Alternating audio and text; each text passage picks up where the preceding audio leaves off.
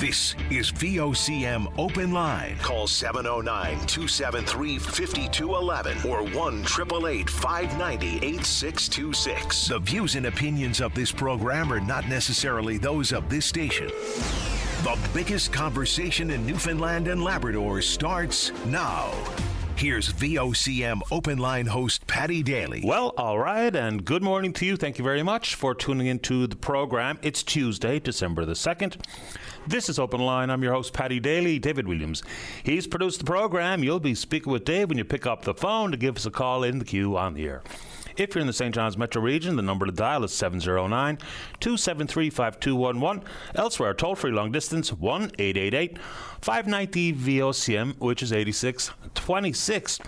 So I've been asked, why not a lot of love for the Newfoundland Regiment playing in the Quebec Major Junior Hockey League? Let's do it then. Friday night, which I watched, pretty entertaining game, high scoring, 8-5 loss to the Halifax Mooseheads. Bounced back Saturday night. They were up 1-0, 17 seconds in. By the end of the first, up 4-0, end up winning the game 7-0. So a pretty nice bounce back win.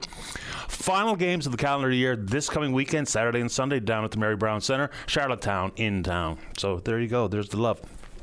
Oh, just another quick hockey note. Especially Montreal Canadian fans will remember this infamous day. On this date, 1995, the coach of the Habs at the time, Mario Tremblay, leaves Patrick Roy in the game for 9 goals against the Detroit Red Wings. Roy storms past Tremblay, demands a trade, gets it, goes to Colorado, wins a cup. Roy ends his career with the Montreal Canadiens because Tremblay would not haul him out. Save him some of that egg on the face. Oh, I want to give a shout out to a few local soccer players. This is a pretty great achievement. 2 young soccer players from this province, Luca De Pasquier and Luc Fahey, are on trial with the Vancouver Whitecaps. That's, of course, an MLS team. So that's brilliant stuff. And one of the girls, Arlette Winters, has been selected for trial with the Vancouver Rise in the NSL. So good luck to Luca, Luke, and Ireland. Go get them. All right, today is Giving Tuesday. It's a global phenomenon. You don't need me to tell you that the need is real, demand is up, donations are down pretty much across the board. So if you have the capacity, just pick one of your favorite charities, something close to your heart, or something that's had an impact on your family, and if possible, you can make a donation today. All right, I want to pick up on a phone call we had last week from a fellow named Jim Hines, who over the course of the last decade, we'll say, has made contributions well in excess of $300,000 to the RNC for a variety of initiatives, including Stella, the mental health support dog. We still have no earthly idea as to why Stella is not part of the fold, but this was about retiring police dogs, members of the K9 unit. So we hear them quite frequently applauded for the work they do in the community and the additional layer of safety that they provide their partners, RNC human being officers. But what happens when they retire? So Jim owns 2 of these retired police dogs. One is called Chaos, used to be a K9 officer with the RCMP, and Dally, who was with the RNC. Apparently, after their retirement, they tend not to live too much longer, maybe on average a couple of years. Probably have some serious health concerns, including one of Jim's dogs. So at this moment in time, Hines gets support from the RNC for that retired dog, but for the RCMP, nothing. So the thought is, should there be some sort of obligatory financial support for these retired canine dogs? Canine officers, I guess the right way to put it. Makes sense to me. They do pretty important work. To turn your back on those police dogs seems pretty cold and callous. Jim Hines calls it shameful, and I tend to agree. And yesterday, many days, talk about veterinarian care and access to and the cost of, and I get lots of emails on it, but maybe someone would like to consider calling today. All right, on that front, it would be nice to get some update from the RCMP as to whether the investigation into the cause of the North Shore fire continues or what we know. During the active investigations, generally speaking, get very little to no information. But for residents of the North Shore who were maybe one of the 200 structures lost was belong to you, feel free to give us a call and give us a status update on where we are insofar as financial support from various levels of government to get back on their feet, to understand how to rebuild, where to rebuild, all of those different parts. But we're told the investigation continues on the North Shore, so fingers crossed that they get to the bottom of it. And remember, residents were signaling the alarms, putting up the red flags, talking about taking it upon themselves to be in the woods, in the bush, hiding, watching, looking around for smoke, and several occasions found it and managed to put out small fires before they became big fires, like the Kingston fire. Anyway, you want to talk about it? Let's go. There was a call yesterday about someone who should be behind bars is not behind bars and out committing crimes. And you wonder where the new federal legislation goes. People refer to it as tough on crime, and there's plenty in it. One of the keys, insofar as bail goes, because we know there's a huge issue with bail in this country, is reverse onus, which means it's not about the Crown proving that you don't deserve bail. It's for those who are accused to have to prove why they should be released, which sounds like a split of a hair, but it's not. It's a distinct difference. Then they talk about tougher sentencing, consecutive sentences. So this new legislation says mandatory consecutive sentences for offences like violent auto theft, break and enter, meaning for multiple crimes you can have to serve the sentences one after the other consecutively. And they talk about also ending house arrest. So conditional sentences, if you're talking about certain sexual assaults, child sexual offence convictions, making sure that those convicted end up behind bars at a correctional facility. Then they talk about driving prohibitions, new aggravating factors, hiring new officers to the tune of 1,000 new RCMP officers. That's going to cost or has a price tag in and around $1.8 billion. And as we mentioned in the past, and this is inevitable, this will be decided as to whether or not it will become actual law of the land by the Supreme Court of Canada, just like when Prime Minister Stephen Harper tried the same thing. So you want to take on the tough on crime business? Let's do it.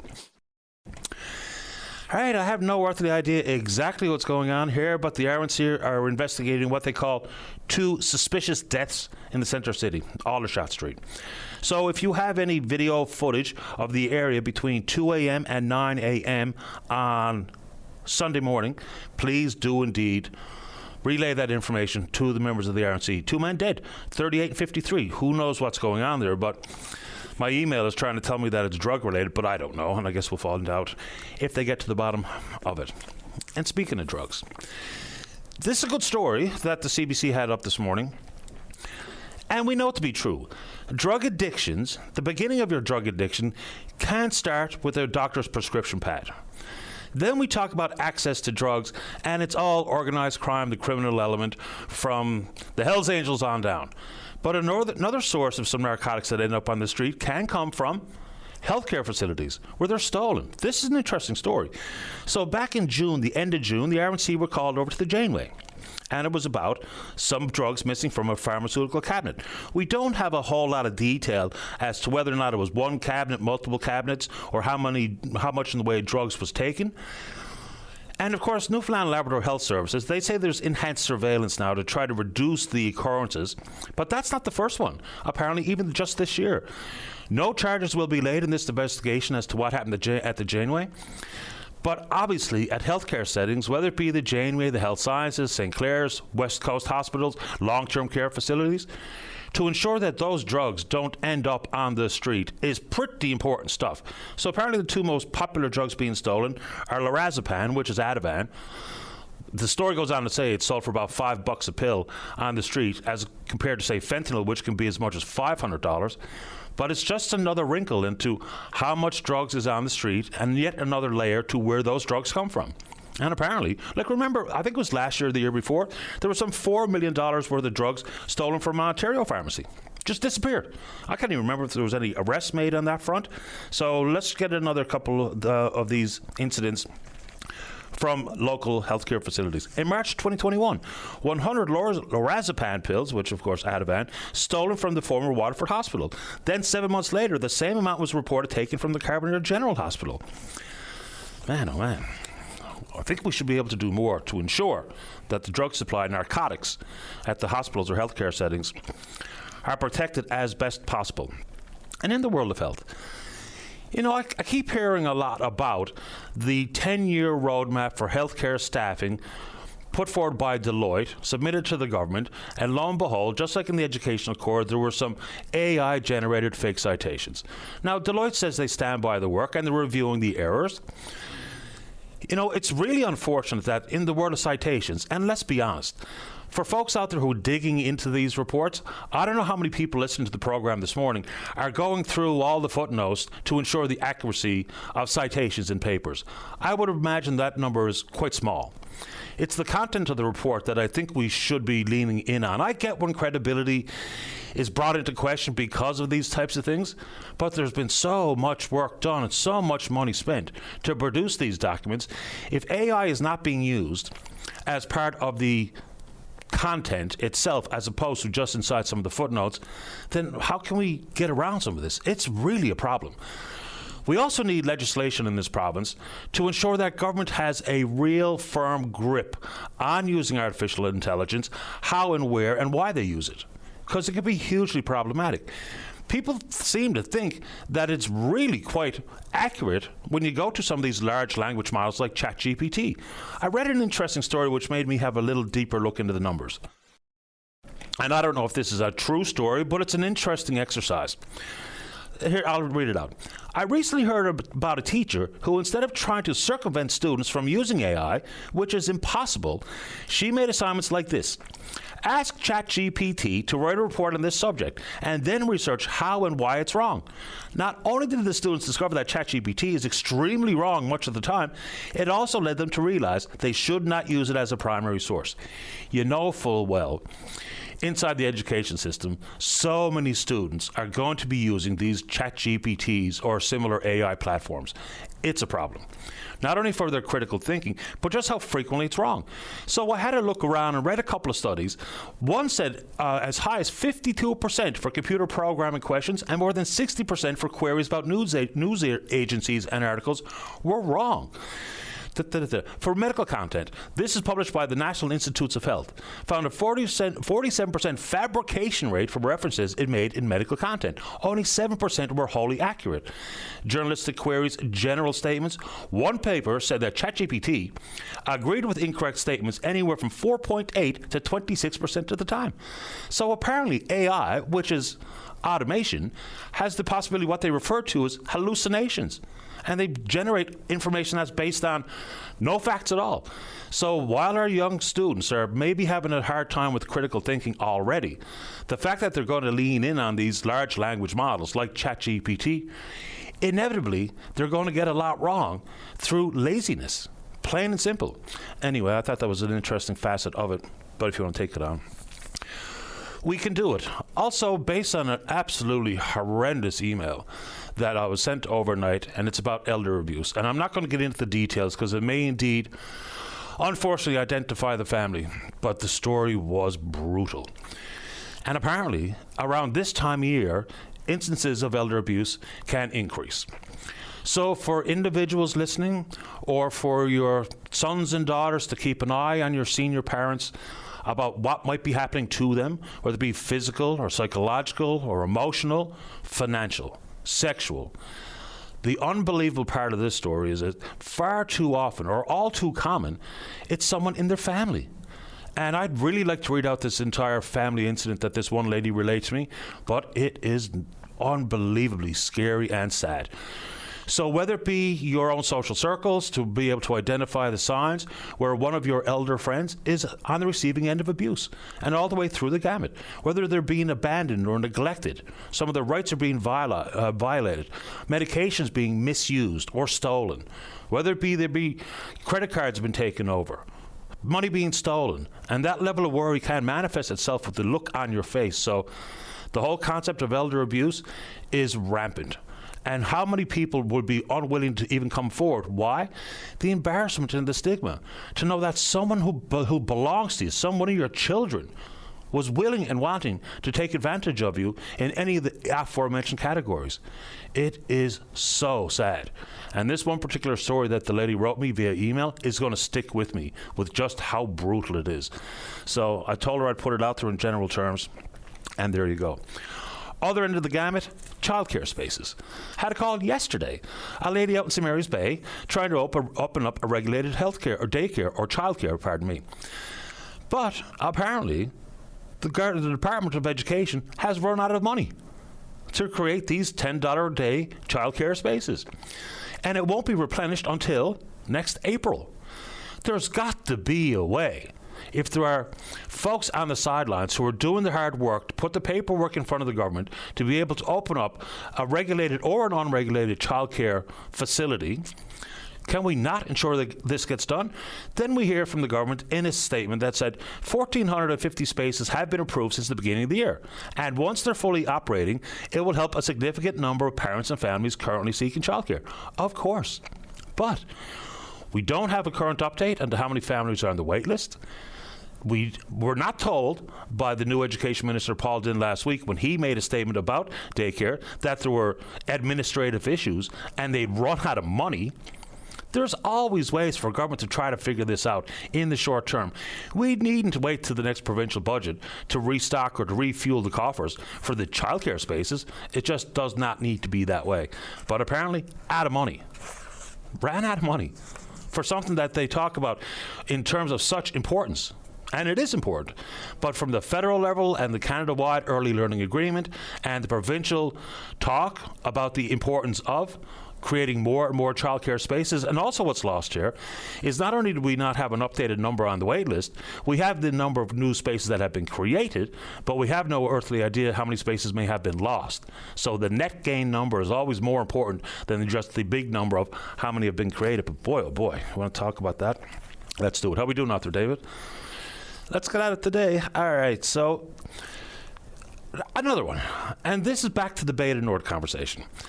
So we know that the Premier has broached the conversation with the Prime Minister, and he says it was well received. It's the job expectations. I wonder where people's minds are on this one. So we know Equinor is going to come forward with an expression of interest, or we're told, but the caveat, like it is every time in these EOIs, is about cost and schedule and skills. Trades NL are talking about around 70% of the jobs should be done here. We know we haven't done this kind of topsides work for the last 20 years. So I just wonder what the expectations really are on that front. And the federal government, of course, can do very little there. But Premier Wakeham also talking with the feds about an investment tax credit, which could be attractive, obviously, to the company who's trying to figure out their business model as to whether or not they proceed at Beta Nord. But let's get that on the front burner as well. All right, up along Ontario, Sault Ste. Marie. Algoma Steel employs about 2,700 people. Because of the move that was already in the works to move to an electric arc furnace and move away from the blast furnaces, there were going to be some job losses into the future, but just yesterday they put 1,000 layoff notices in the hands of their employees, which is effective come March. Tough time of year to know you're being laid off. And of course, it's the crippling effect of not only the move to electric arc furnaces, but for the Trump tariffs on steel and aluminum at the tune of 50%, a lot of market share has been lost. I know the feds realize it with some supports for these companies and workers last week and the transportation of steel and what have you. But boy, oh boy, I mean, it's just another clear example of real life implications of this absolutely unnecessary, out of nowhere, tariff-based trade war with the United States, our once most reliable partner. So again, and I know there's a story in the news about American booze being hauled off the shelves, even though that's more optics than anything else. And plus, I'd rather if governments had left it up to the individual Canadians as to whether or not they wanted to buy Kentucky Windage versus being told they're not allowed to see it on the shelf. But if you want to take it on, we can do it. Oh, and yes, there was a mini cabinet shuffle yesterday on the federal front. Trudeau-era Minister Mark Miller back in cabinet, which I was told by many that Mark Miller was going to cross the floor. But guess not. Back in the federal cabinet. Maybe that's why he's back in the federal cabinet. All right, last one. Got a call yesterday. Well, every time we bring up American politics, I'm told, what about Canada? Look, we talk about Canada, rightfully so, all the time. And yes, we absolutely have some structural issues in this country, economically speaking and otherwise. Undoubtedly, and absolutely happy to take it on. It's hard to ignore American politics in full because it has an impact on day-to-day life in Canada. It just does, and including political discourse. And this one is about drugs. Had a call yesterday from Colin about the Venezuelan apparently or alleged drug boats being blown out of the water by repeated American strikes. The death toll is now somewhere in excess of 80. All right. no matter what you think of the narco trade and the war against, now the story about the apparent second strike on one Venezuelan drug boat is back in the news in full force. When the Washington Post reported it, the Secretary of Defense, Mr. Hegseth, said that it was completely fabricated. What did he say? Fabricated, inflammatory, and derogatory. There's no such thing as that second strike. But hold on. The White House yesterday itself said, oh, there was. And they're trying to throw one particular admiral on the bus by the look at it. Admiral Frank Bradley gave the order on authorization from Hegseth. So no matter what you think about any of this stuff, or Donald Trump or anybody else, the Americans are signatories to the Geneva Convention. And so if there's two people clinging to wreckage in open international waters, they are not participants in any armed conflict, any war whatsoever. So going back to blast them out of the water and kill them at that point is a crime. It doesn't matter what you think about the Republicans or the Democrats or anybody else. And Congress are so toothless. Is anybody going to have a little bit more of a careful review? You know, the oversight, which is their primary job as lawmakers? So, man, oh man. You can be in full support of blown up Venezuelan drug boats, even if there's limited information as to whether or not they actually are carrying drugs every single time they're blown up. But going back for the second strike, again, not because I say so, because the Geneva Convention says so, and the Americans have signed on too. So have we. But man, that story is not dead yet, that's for sure. Dead is a poor choice of words. We're on Twitter.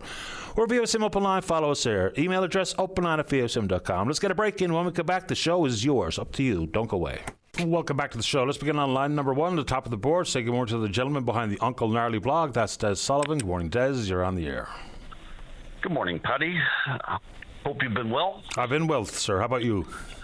Oh, just great, Paddy. I just thought this morning it might be timely to follow up on a blog post that I wrote and posted at the end of November.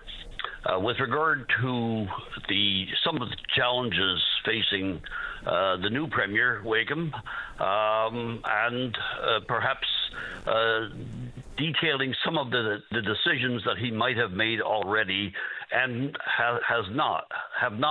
Now, that's before I go there, I should say that I'm delighted that Premier Wakeham has an opportunity to lead the government right now.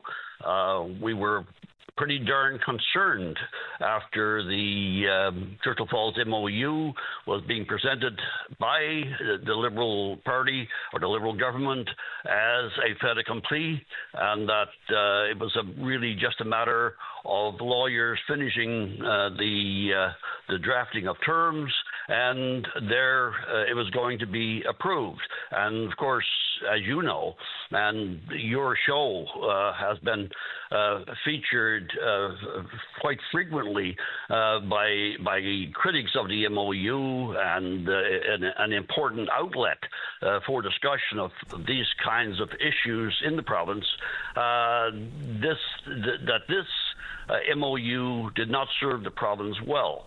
Now, I guess you could say that Premier Wakeham, having now the opportunity and has indicated that he is going to have an independent review of the Churchill Falls MOU, that is one thing, and we look forward to that. But I guess those of us who look and spend a lot of time looking critically at public policy and at government decisions worry that it will not be as vigorous as it might be, and hence the blog post as it was written with I would have to admit a fairly aggressive title, which said "Early warning: Premier Wakeham can't find his spine." I read the piece. Just a couple of quick comments, Des. I think most people will welcome an independent review, quote unquote. But I'm going to hold off judgment until I know exactly what we're reviewing.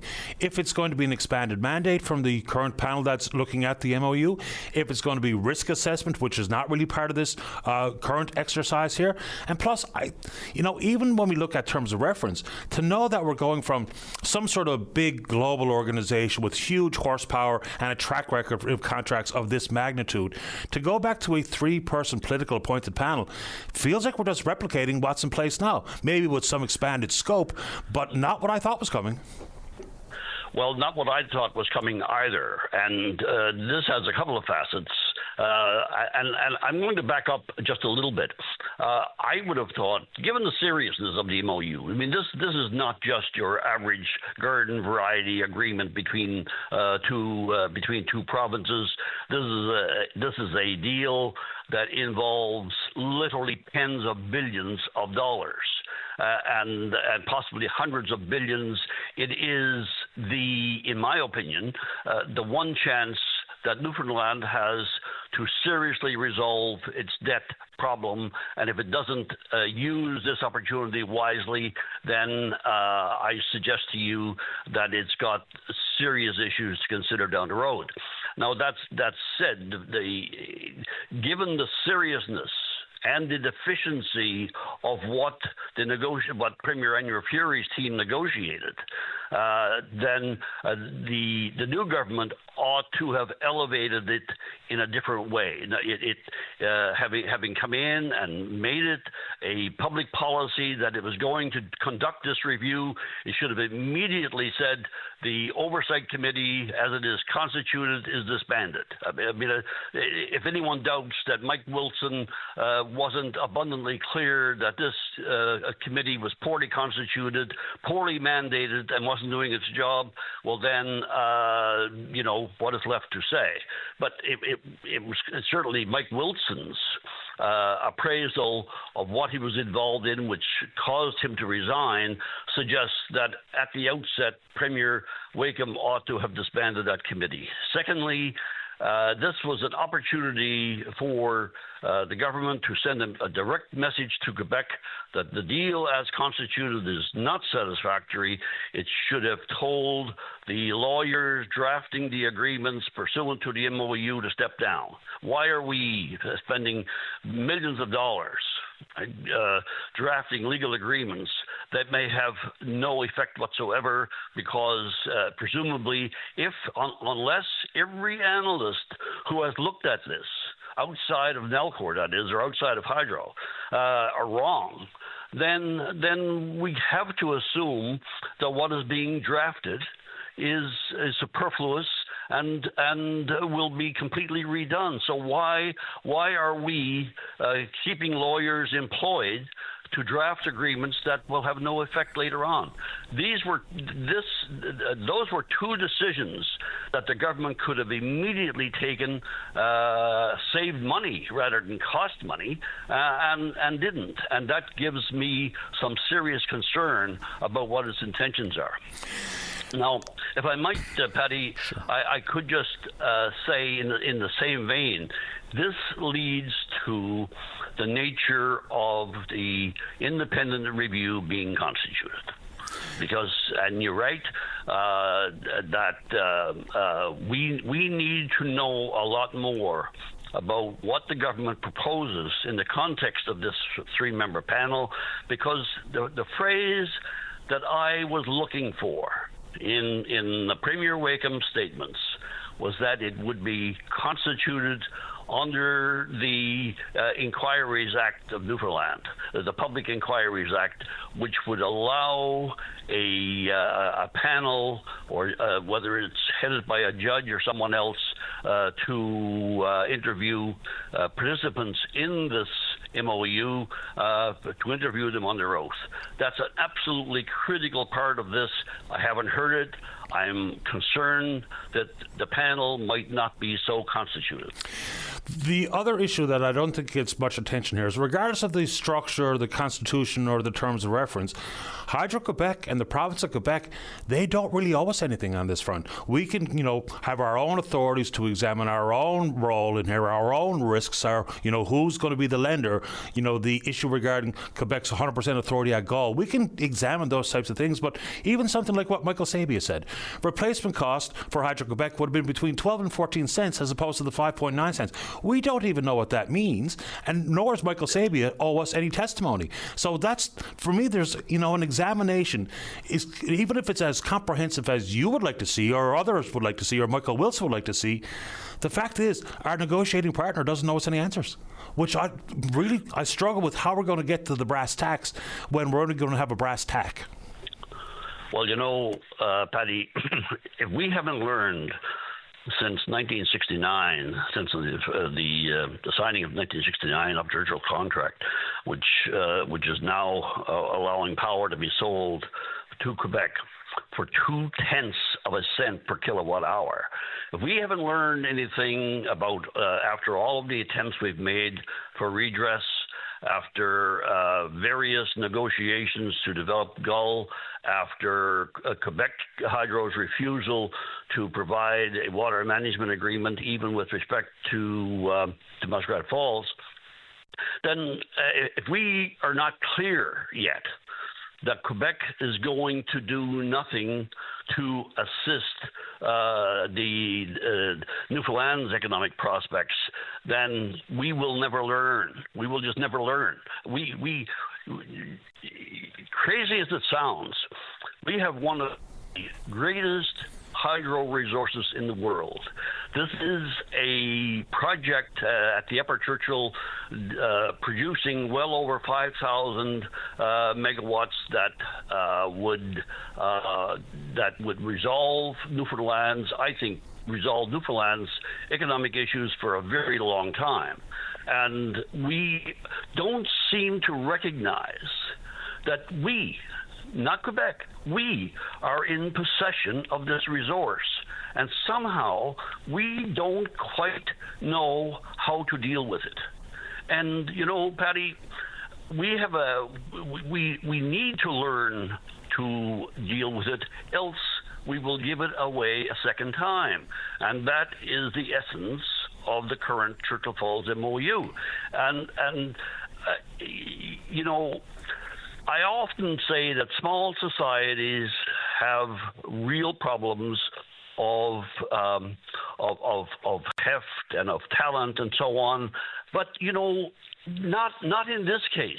We are not short of capabilities to understand Churchill Falls, to understand its magnitude, to understand its potential.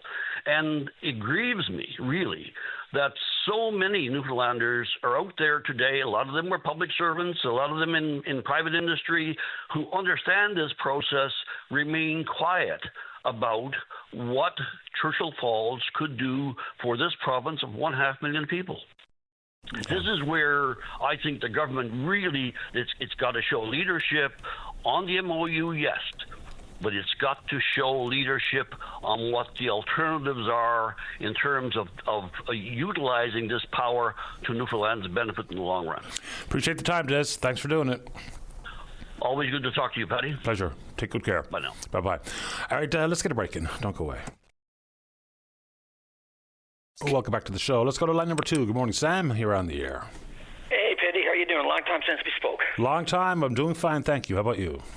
Oh, doing great, thank you. Wonderful. Paddy, I want to use your listed audience to get a word out there about a fundraiser we're doing tomorrow for the Helping Hands Marystown Food Bank. I spoke to Ms. Galton about a month ago, and I was going to give a small donation, and we started chatting up, where the food bank has gone and the increasing demand. It's way over the top. I think food banks across the country have gone up in demand some 42% in 2025.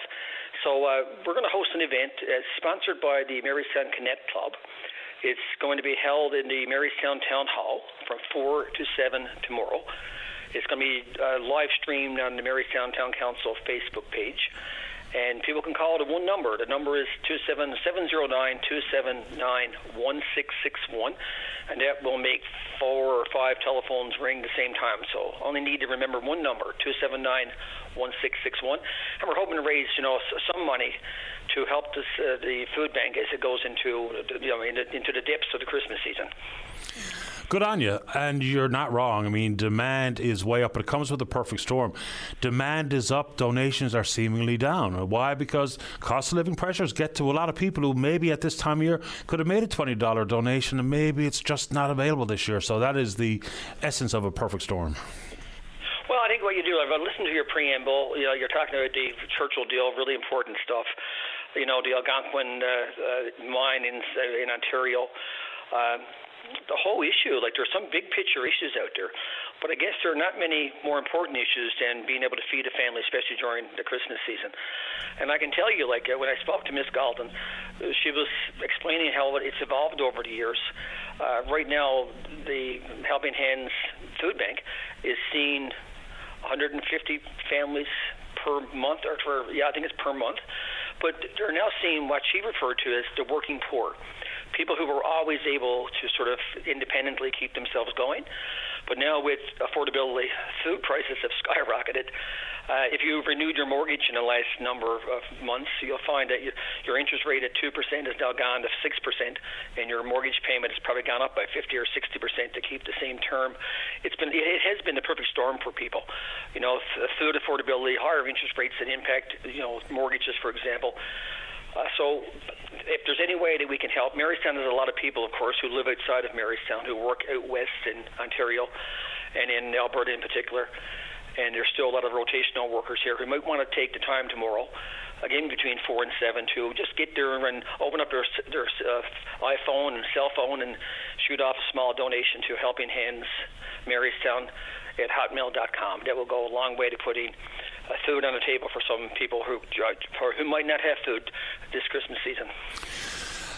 Absolutely. And it's a big, complicated conversation. We can talk Algoma Steel and the MOU and pipelines and all the rest, but you're right. These real-life, right in front of us issues for everybody, regardless of your political leanings, we all have to eat. So it'd be nice to be able to back some of the political bend to some of these conversations regarding food.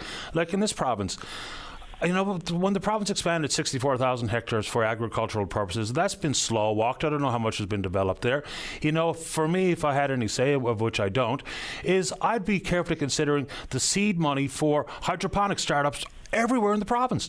Proximity, geographically speaking, is part of the cost of living when it comes to food pressures and access to healthy foods. And then it's the concept of trying to put the genie back in the bottle. When prices go up at the grocery store, man, oh man, to pretend they're going to come down as fast as they went up is simply not happening. So I don't know how we get back to some sort of more normal $50 for the groceries and how it barely fills the bottom of a shopping bag these days, because I don't know how some people make it. I just don't understand. No, and Petty, I don't understand. I try and do the math in my mind how people are trying to get by, and I really don't understand how they're getting by. They're obviously better at managing their food bill, and they're probably better at cooking than I am, put it that way, to survive. But it's really in front of you. And healthy food, you're right, these are big picture items. It's all tied together, by the way. You're referencing your preamble about the $10 a day childcare that's slow rolling out. People need $10 a day childcare so they can put $20 a day on the table regarding food. There's so many things that health, for example, the stress of the mental health stress over affordability and over lack of food. And even just the general health. If you don't eat reasonably good food, you don't do well physically. If you don't do well physically, you end up in the hospital. You end up being an awful financial strain on the healthcare system, of course, but through no fault of your own. So these are all really big picture items. And I think, Des Sullivan, I think everybody's right in some way. Des Sullivan was right. We got one chance to get things right. And I just hope through whatever the MOU will be eventually, that Quebec will still sign off on it. They might be able to give us part of that, their capital replacement cost of 14 cents down to 6% or 6 cents. But we'll see. We got to figure this stuff out, because I don't think ordinary people in Newfoundland and Labrador can get through another 2 or 3 years with inflation and affordability issues regarding housing and food. No, and the Competition Bureau has told us quite clearly that some of the upwards impact on the price of food is about the lack of competition. It's not just about shelf space. 80% of the food sold in this country is in the 5 big retailers. That's problematic. Beyond shelf space is access to distribution. If I'm the big player with big contracts, I get to call the tune with the distributor. I get access, I get the primary return and the prompt return and fill my orders before the small, medium sizers. Then there's real estate issues associated with the big grocery chains. There's just a lot to this. And last one, then I'll give you the floor. It'd be great if we walked back and looked at the biggest price tag items in this country. 2 are time in prison and time in the hospital. And the social determinants of health, education and housing in particular. You get those two right, then you're very likely to cure a lot of the other ills regarding cost of living, price of groceries and those types of things. But we haven't heard carefully crafted policy or legislation to do better there. People keep saying, I'm sick of this socialism, and, people have to use that physically impossible, pull yourself up by your bootstraps because it doesn't work. Just try to figure it out in your own mind. If you're worried about how the money's spent, then to try to keep people out of prison and hospitals is going to go a long way to freeing up some of the money that you desperately want spent on areas that are of concern to you. So we're just missing the boat here. No, I agree. We haven't done it. I've followed these issues very closely. For years, I was chairperson of the Newfoundland Labrador Housing and Homeless Network. And I've gone to different jurisdictions looking at the housing file. Again, we're way off. I'm way off topic now concerning the food bank. But I think Vienna, for example, the city of Vienna has probably been the leader in housing affordability. They've built hundreds of thousands of units that are modern. They're infilling. They're all not in one neighborhood on top of each other. So there are models out there we can actually do things with. But again, getting back to my point, I don't think people are going to be able to get through life as we know it, facing the affordability issues with housing and food in particular. You need to make a lot of money to be able to pay rent, to pay a mortgage, and to buy food. You have no money left over for anything else. No, and I'll just add this to people's want to Google up. You said Vienna. I'll throw Helsinki in there.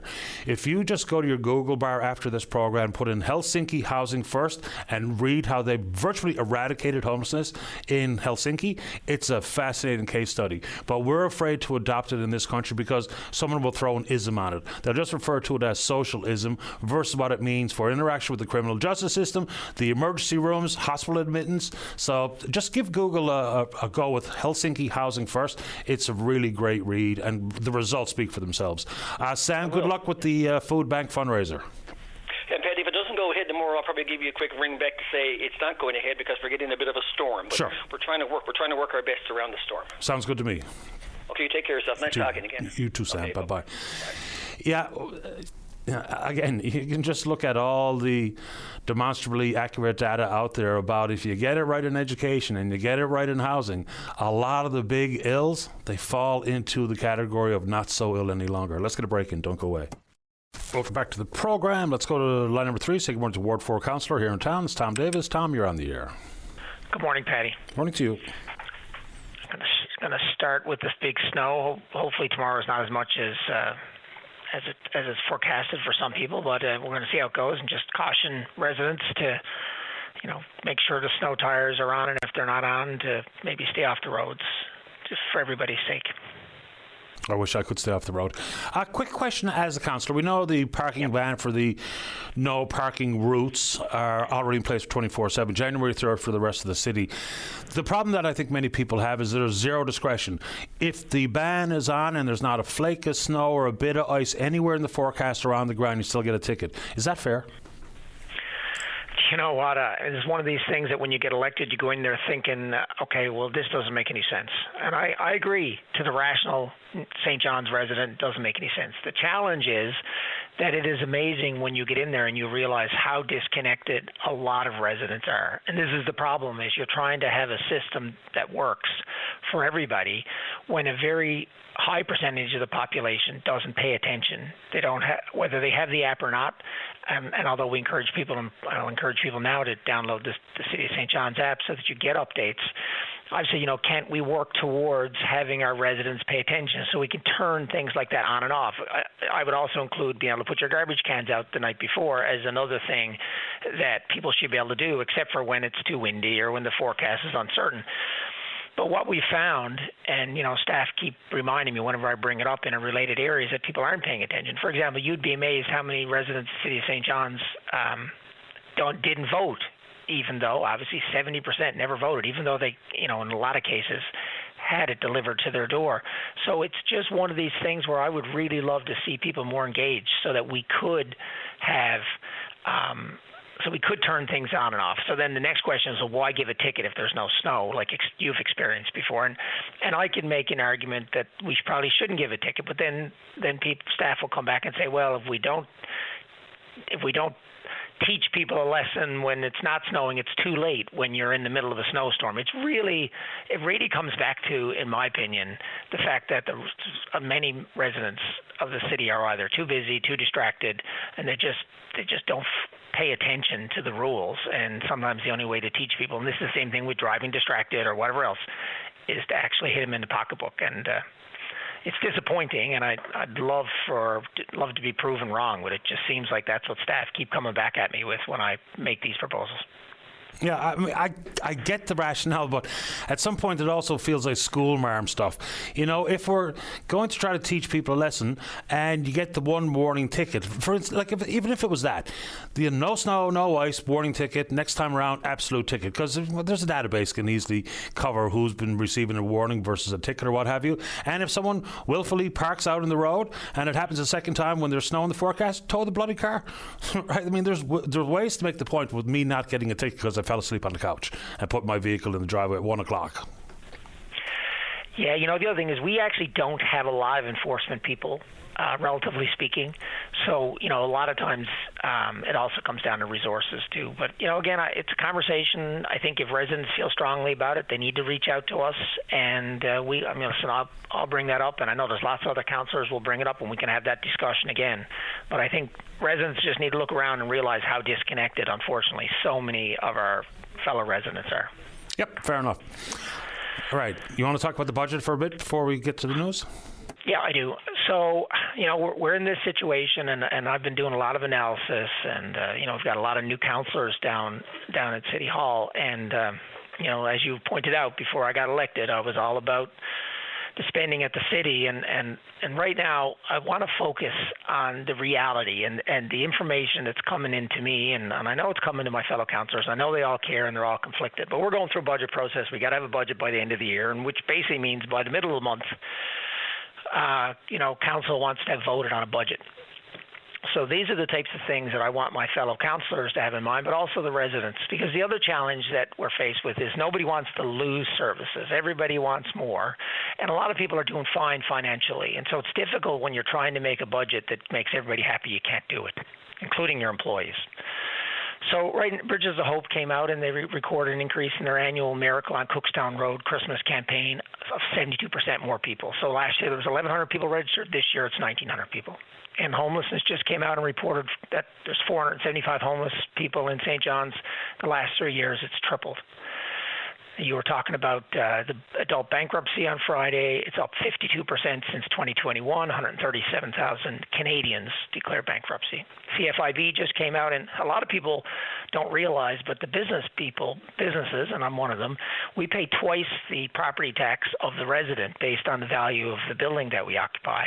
And, you know, whether you rent or you own, it's still getting passed down to you.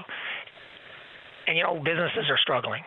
And so, you know, that's a challenge too. And so when the taxes go up for the residents, they go up twice as much potentially. It's more complicated than that because you got appraised value of buildings too. But technically, they go up twice as much for the businesses. So I really think we need to be taking a different tack down at the city. You know, this is probably my third or fourth week saying this, but we're getting a few emails from residents, but again, this disconnect. You know, I know that a lot of the people who are really being hurt by these tax increases, for one reason or other, they're too proud, or they've got other challenges, bigger challenges than sitting and writing an email or calling their counselor. And so I say that constantly too, you know, that we're not hearing from the people we need to hear from for one reason or another. And so we have to realize that they're out there, and these statistics drive that home. But one really maddening statistic for me, which I've dug out, is that since 2023, if the city council goes ahead with this proposed 8% on average raise, taxes since 2023 will have gone up 18.8% for the residents of the city of St. John's. Don't I know it? Well, you know, I don't know if a lot of people do know that. Like, I didn't know it. I knew it had gone up, but I don't even think even council knew it. So, again, I know when we're looking at the budget, there's all these things. We've got the new Muse Center. There's all, you know, it's really difficult. Snow clearing and all, you know, all this stuff. And the only way, and the city is well managed. And people don't realize this, but it's, you know, I've looked at the provincial way they run themselves and the feds. The City of St. John's has incredible employees. We have a continuous improvement program. The senior managers do care about the budget, and they watch it. And so, it's a great culture down there.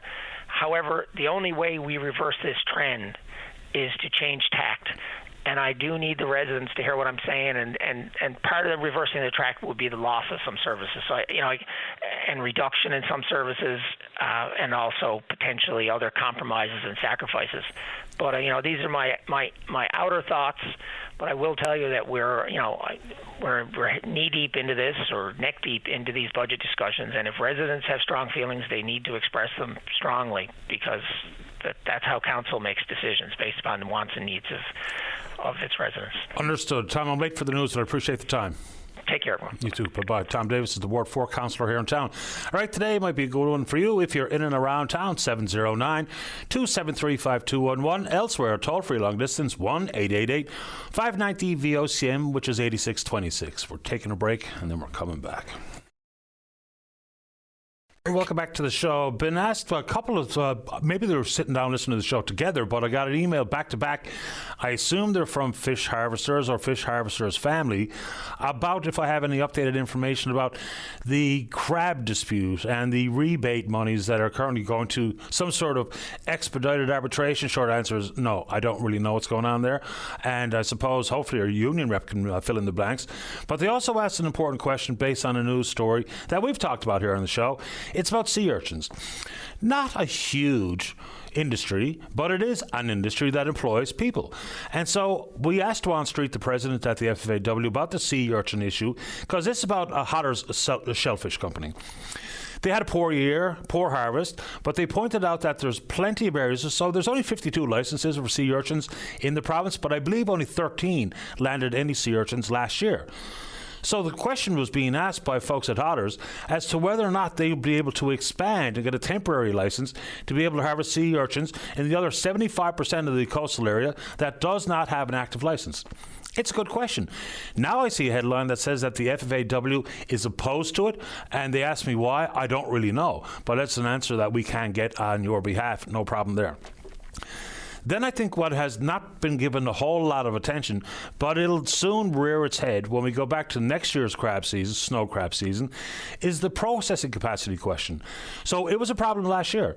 We had plenty of fish harvesters saying that they've already exhausted their crab. Now they're going at the cod, but they can't get a buyer. Why? Because the processing plants were still working on crab.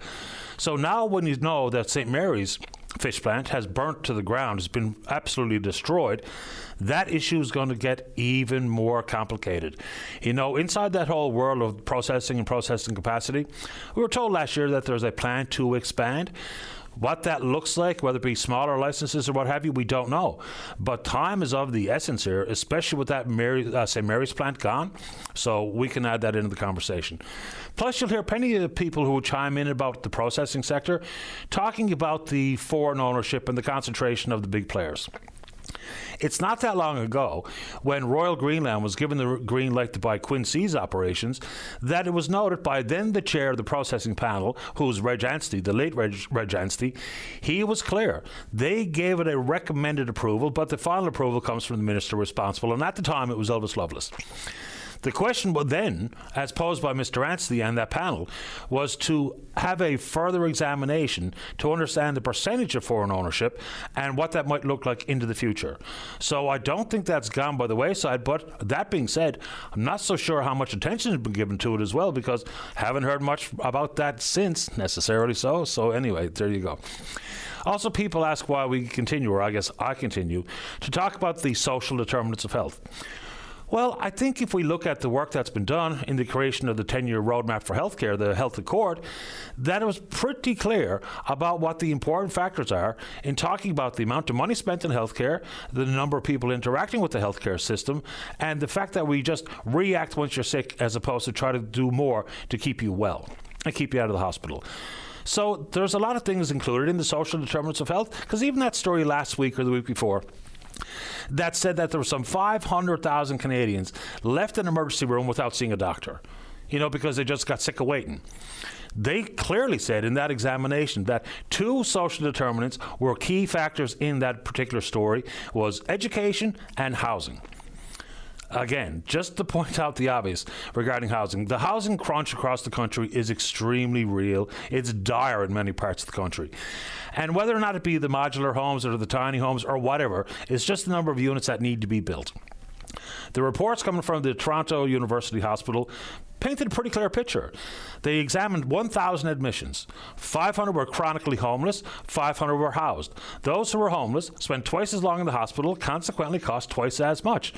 If you break that down into exactly the length of stay and the factor that people were homeless, that money to be refunneled into housing and quick approvals at the municipal level and different levels of government and their financial support for, we could probably do a lot better with the amount of money that we spend.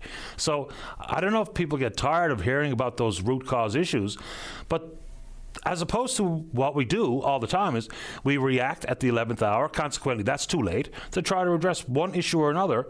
And when we talk about healthcare in particular, just read the report itself as it pertains to those social determinants. Who you are, man or woman, whether or not you're living in poverty or the working poor, and yes, education, and yes, housing, and yes, substance abuse, and yes, mental health related matters. But those are the areas where you need the carefully crafted public policy to try to keep people out of the hospital, out of the emergency rooms. And yes, you're 100% right when you talk about the numbers of people floating into the emergency room because they don't have access to primary care is an obvious reason. Just think about how many people might be sitting in that waiting room who actually have an emergency versus someone who's sitting there because they don't have access to a doctor or a nurse practitioner, or they're not hooked up with one of these collaborative care clinics. Of course that drives the numbers up, because when people feel like they need to see a doctor, even if it's not an actual emergency, they're going to do what they got to do. Now, the virtual offering, I think, can be helpful for some people with some ills or ailments, but it's not the be-all and end-all. Some of that's just based in the way we think about access to healthcare. People want to be face-to-face with a healthcare practitioner, whether it be a licensed practical nurse or a nurse practitioner or a family doctor. But for many things that could be dealt with virtually, it's a mindset. People want to see that white coat. People want to be in your office or in your clinic versus even in the comfort of their own home, using whether it be Medicuro or any other virtual platform, which could absolutely be pretty helpful in trying to clear up the backlogs at the emergency rooms and the wait times, and or the sometimes excruciatingly long wait on Patient Connect before you actually get assigned a doctor or a clinic, and hopefully that'll be close by where you live. All right, let's get a break in here. When we come back, the topic is entirely up to you. Don't go away. Welcome back. Let's go to line number 1. Ross, you're on the air. No, Ralph. Oh, Ralph, pardon me, sir. Welcome to the show. You're on the air. Yeah, thank you for having me. No, I got a short concern by the thing is, I've been looking for my brother now. I've serviced the family for the past couple of months. He's not replying to nobody. We don't know where he's to in the city. He is here. I heard there was a couple of spasms and at him.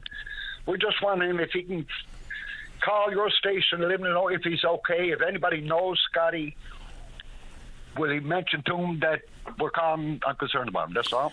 Ralph, what's Scott's last name or Scotty's last name? Whiteway. Scotty Whiteway, if you're out there listening, the family's worried about you. If you could check in with them or just simply check in with us and we can relay the information on, we'd be happy to help if at all possible, Ralph. So what do you think is going on here? I don't know. Last time I saw him was about 3 months ago, and he don't be in touch with the family or nothing like that. And I don't want to make a big deal, but then again, I'm not sure where he's to. We're just concerned about him, how his lifestyle is going, right? I don't know what to say, but I'd just like to reach out to him and see what's on the go and have a conversation with him or something, but he's not touching out to nobody, right? Do you know if he uses... Is he a homeless person by chance? Not sure anymore. He wasn't up to a couple of months ago. But he did say that they were looking for another partner or whatnot. So, but he never did get back to me. I don't know how he made out. If he got another spot, I heard he was spotted at the gathering place at one time. So my sister did go up there and had a look around. She didn't see him. And that was only a couple of days ago. You know. It's scary. So look, we'll be happy enough to pass the information around. We can put the plea out here on the radio. So, Scotty Whiteway, if you or someone who knows Scotty is listening to the program this morning, the family just wants to know how you're doing. So if you could check in with them or check in with us, and if Scotty does that, I'll be more than happy to give you a call back, Ralph, and let you know what I find out. Yeah, I appreciate that. But you got my phone number there now, right? We got it, yeah. Yeah, okay. Thanks so much, but you have a great day. You're doing a great job. Thanks, pal. Appreciate it. Okay, bye. Bye-bye. Disconcerting, to say the very least, when there's, in this case, Ralph's brother Scotty. Where are you? Hopefully someone listening to the program knows Scotty and can help us figure it out. And we're not trying to, pinpoint an exact location. If Scotty doesn't want to see somebody for one reason or another, I can respect that, but the family just needs to know how you're doing. Let's keep going. Line number 2. Caller, you're on the air. Good morning, Patty. Good morning to you. Okay, just wasn't sure if it was me or not. I don't know if you remember me or not. I called in a couple of times now that the sea urchin plant and not being able to get the bays open up that we need to get into. Okay. So just wondering, you said that you requested an answer from DFO. Did you ever get the answer? No. Mum's the word, No. not a peep. No, I think we did. I think we got the answer. I think it's got to do with, well, first of all, they said they went with the majority. And so not the ones invested in the industry. That's not the majority, not the plant workers, those people that have been working in this for years. That's not who they went with. Apparently it was the union. Now, the union members, some of the union members, if not the actual union member, but some of those union members, they have licenses, like in, say, some cove somewhere. And so, they probably got another license in their wife's name, and they got a license in their son's name, and so on and so forth. Some of those are the ones that are holding those licenses. Apparently, they're just waiting for someone to come along and buy their license, right? That was given to them in the first place. So those are this is what it was based on. The union went against it. So, they're not concerned about people losing their job or anything like that. It's just pure greed. That's what happened here. Yeah, the comment that I made was, the headline says the FFAW opposes temporary sea urchin licenses, looking to other solutions. Number one, I'm not entirely sure why they oppose it. You could be right with your assertion here, but if you talk about other solutions, other than having access to more sea urchins, I don't know what a solution looks like. Well, that's it. We are being blocked, right? Those people that have invested a lot of money into this industry are being blocked for getting into, like, even if they were offered an exploratory permit to go into those bays. They could find enough sea urchins maybe to keep this plant open for another 20 years. Because we've been fishing the same 3 bays for 20 years now. And DFO should be worried about conservation, right? They didn't. It was all the union stopped it because they want to hold out until they can get a decent price for this license that was given to them in the first place. This should be, if you don't fish it, you should lose it. Simple as that. Not hold everyone else hostage and shut our plant down. We're losing at least now 10 weeks work a year because of this and the day and age that we're living in. You know what the prices, everybody that calls into Open Line, most all the complaints have to do with some government bureaucracy. Most everything that I listen to, there's something in government that they're not doing right that's causing all those issues that people are having. And this is something that, with a stroke of a pen, could be solved. That's not hurting anyone. There's no one out there can call you in and tell you that, well, if they did this in my bay, I would lose money or I would lose a job. There's no one out there. Yeah. So anyway, another issue here, which is really bad, and I hate to say this because I voted for this politician, and I probably have to vote for him again because there's no one else. But we asked him, why haven't you called in, or why haven't you made an issue of this? Why aren't you saying anything? Because he said, and I mean, it's terrible, but this is the way it is. I don't want to go against the union because the union supported me. So to me, that's being bought and paid for.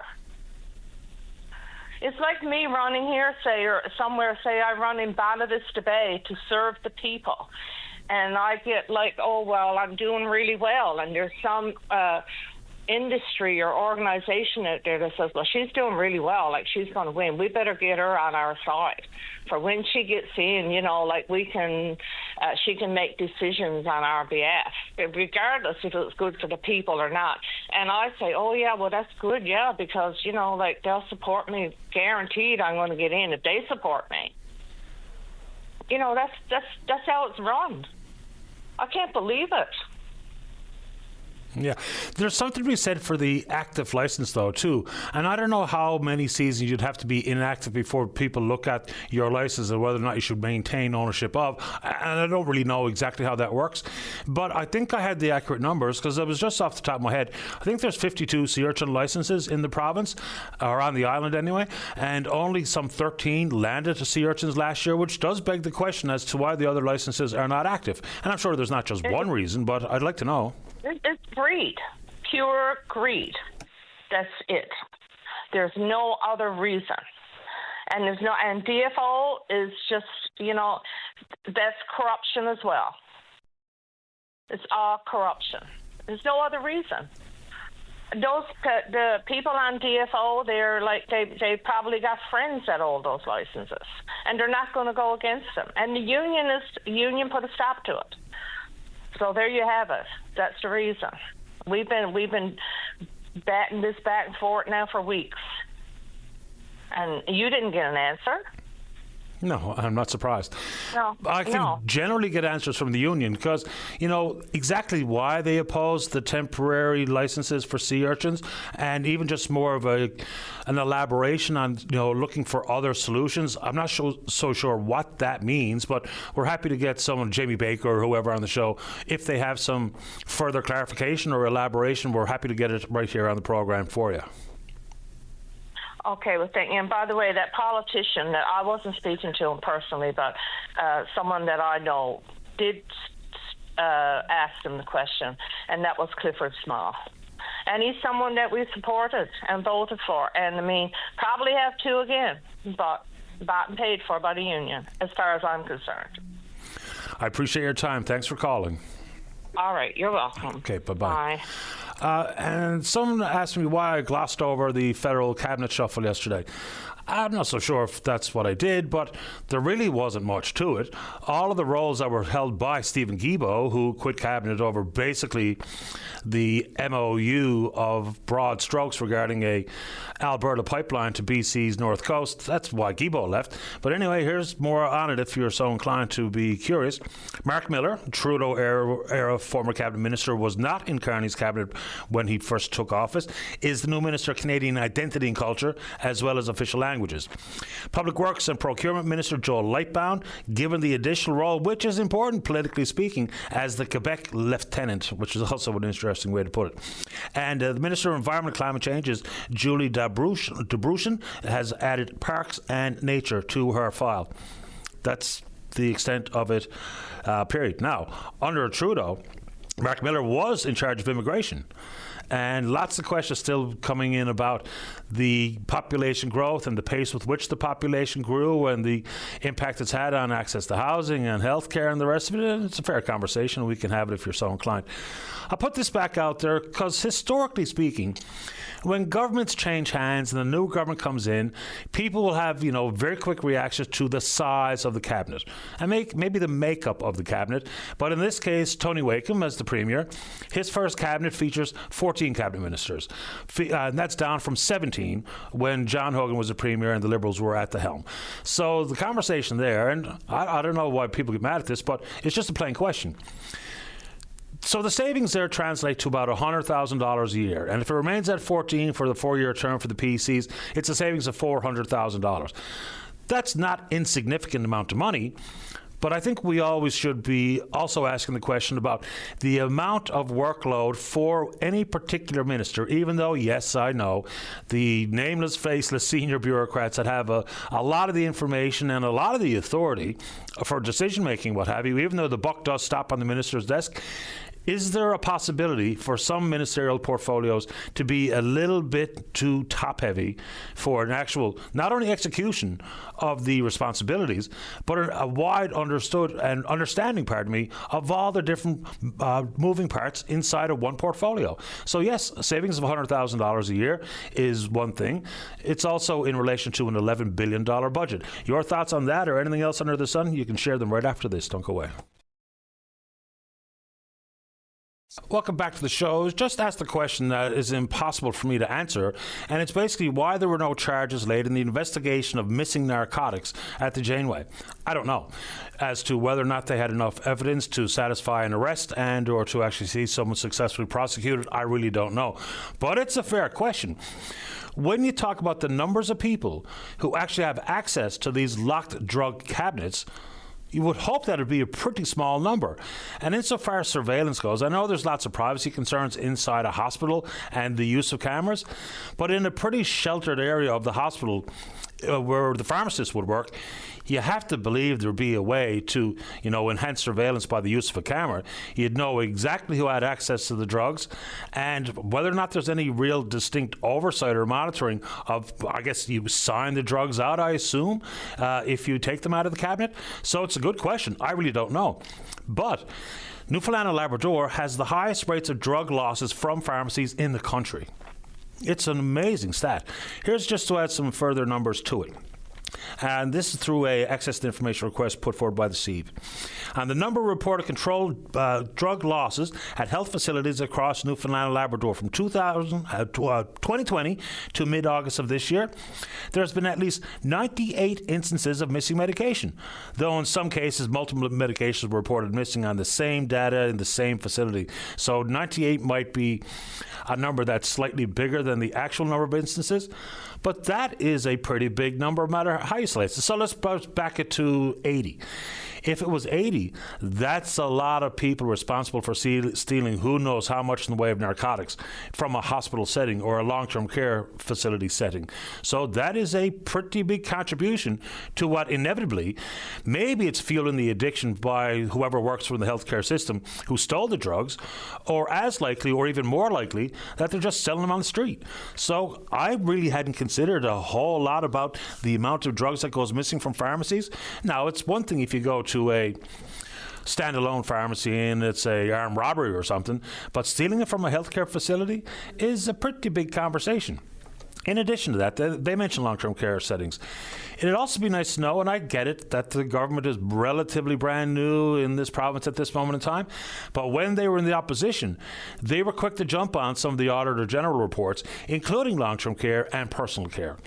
So they understood the issue then. It got plenty of public discussion. The Auditor General was on all the media outlets, including this one, for painting a clear picture of the shortcomings inside personal care homes. And, I know that the Personal Care Home Association acknowledges that they'd like to see compliance issues publicly disclosed. It'd be better for them. And yes, there are plenty of good care homes and plenty of good people working in the care system. But you're also talking about somewhere between 5,000, 6,000 relatively vulnerable people who are living in these facilities. So when we know that there are reports of improperly administered medicine, different levels of abuse, from verbal to sexual to emotional, the report was blistering. So we know the operational standards have not been updated since 2007, although we're told that somewhere in Confederation Building on somebody's desk is a draft of an operational update that dates back to 2022. But where is it? And I get it. It's reasonable and rational to let government, find their footing and get on with the people's business. But things like this are they're no more complicated than what the Auditor General pointed out when delivering this particular or those particular reports. So it'd be nice to know where they are. Some things can happen right away. Public disclosure of compliance issues is important not only for the general public, but for the care home operators. Because when people hear non-compliant, that might bring their mind to things that are very serious, very severe. When non-compliance could be something as fundamental as a loose doorknob. So I think it's good for the industry if these things are publicly disclosed, and government could pay attention to that in very short order. No doubt about it. And so then the concerned members of the general public could go to a website, see what homes have compliance issues, and then be able to track how quickly they pay attention and they solve whatever compliance issue, because it can be innocuous, but it can be very, very serious. And remember, in the area of improperly administered medication, someone died. So it's, people can tell me it's not that serious, but the fact of the matter is somebody died. One resident was given an accidental overdose, or died from an accidental overdose, because the staff, some staff, or a staffer, gave them multiple medications that were meant for another resident. So it's not like it's not an actual big problem. They also talked about the numbers of medication incidents in a 3-month period. There were 41. Drugs that were missing, needles being left out, and an insulin pen, and of course they're supposed to be single use. So those reports, when the opposition members understood them and tried to hold government's feet to the fire on that front, it'd be nice to know where they are in the implementation of the recommendations, where we know what happens here. The AG does the important work. Then the government of the day will say, we accept and understand the Auditor General's concerns and associated recommendations and will indeed implement them, even though we know more often than not that doesn't happen. There was actually an Auditor General's report just last year or early this year that looked back at a 5-year window about how so many recommendations that were made and government said they'd implement, but looking back, so many of them, a significant percentage, got no traction. Some were in the throes of being implemented and policy crafted, but so many of them simply do not get attended to by governments, and it's not good enough. The AG, regardless of who we're talking about, Terry Padden or Denise Hanrahan or anybody else, when they do the work, the hard work, and they perform these performance audits, it would be really nice to know where this current government is on those two areas. Because we're talking about thousands of people who are absolutely living in fairly vulnerable situations, right? So it'd be nice to get that. And inside that report, there was some 10 recommendations. What's problematic there is if you look back 10 years ago to 2015, many of those recommendations were also in the 2015 report. So anyway, you want to take it on, we can do it. And someone asked why and what prompted to bring up the elder abuse conversation today. Basically, it was prompted by this one very sad, serious story shared by an emailer overnight, which led me down the path. And the most important part of this is, well, I guess there's a lot of important parts, is why it happens and who are the perpetrators. And it's far too common for someone who is willing to physically, psychologically, emotionally, sexually, financially abuse elders in their realm, or maybe parts of their own family. It's remarkable to be able to even think and say that out loud, but it's the demonstrable truth regarding the prevalence of, and we don't have a clear grasp on the prevalence because a lot of families who have been involved in these types of stories, they're not coming forward. They're not reporting it, whether it be to the police or any other entity. But yeah, it happens. And so advice. It's just pay careful attention to some of the elders in your realm, whether it be family or distant family or in your social circles, and look for some warning signs. And maybe don't be afraid to engage in a mature and not to pry in anybody's personal business. But if we think that someone might be in trouble in one of these areas of abuse, be great if people can get in there and be their support and try to make sure that we protect them from any of those forms, because that can be devastating to the individual and, of course, devastating to the family. Let's get a break in. When we come back, Rose wants to talk about insurance. Don't go away. Welcome back to the show. Let's go to line number 1. Rose, you're on the air. Good morning. Good morning to you. How are you? I'm doing okay, thank you. How about you? Oh, I'm not too bad. I received my insurance yesterday. My house insurance is gone up by $702. Is that normal? It's a tough question to answer. So, did you have to file any sort of claim regarding your home last year? I've been with this company for 25 years, no claim free. That's a huge increase. So it went up $702, which means how much does it cost now annually? I don't know. Like, I pay it out monthly. Right. And the difference is $700 more than it was last year. I wouldn't be able to explain it, even though I know we're all in this one big actuarial pool. So even like the same thing with your driver's your vehicle insurance, is you could have claim free and still premiums go up because of other bad drivers and their claims that need to be adjudicated by insurance companies. Very similar thing happens when we talk about our homes, and it doesn't seem fair.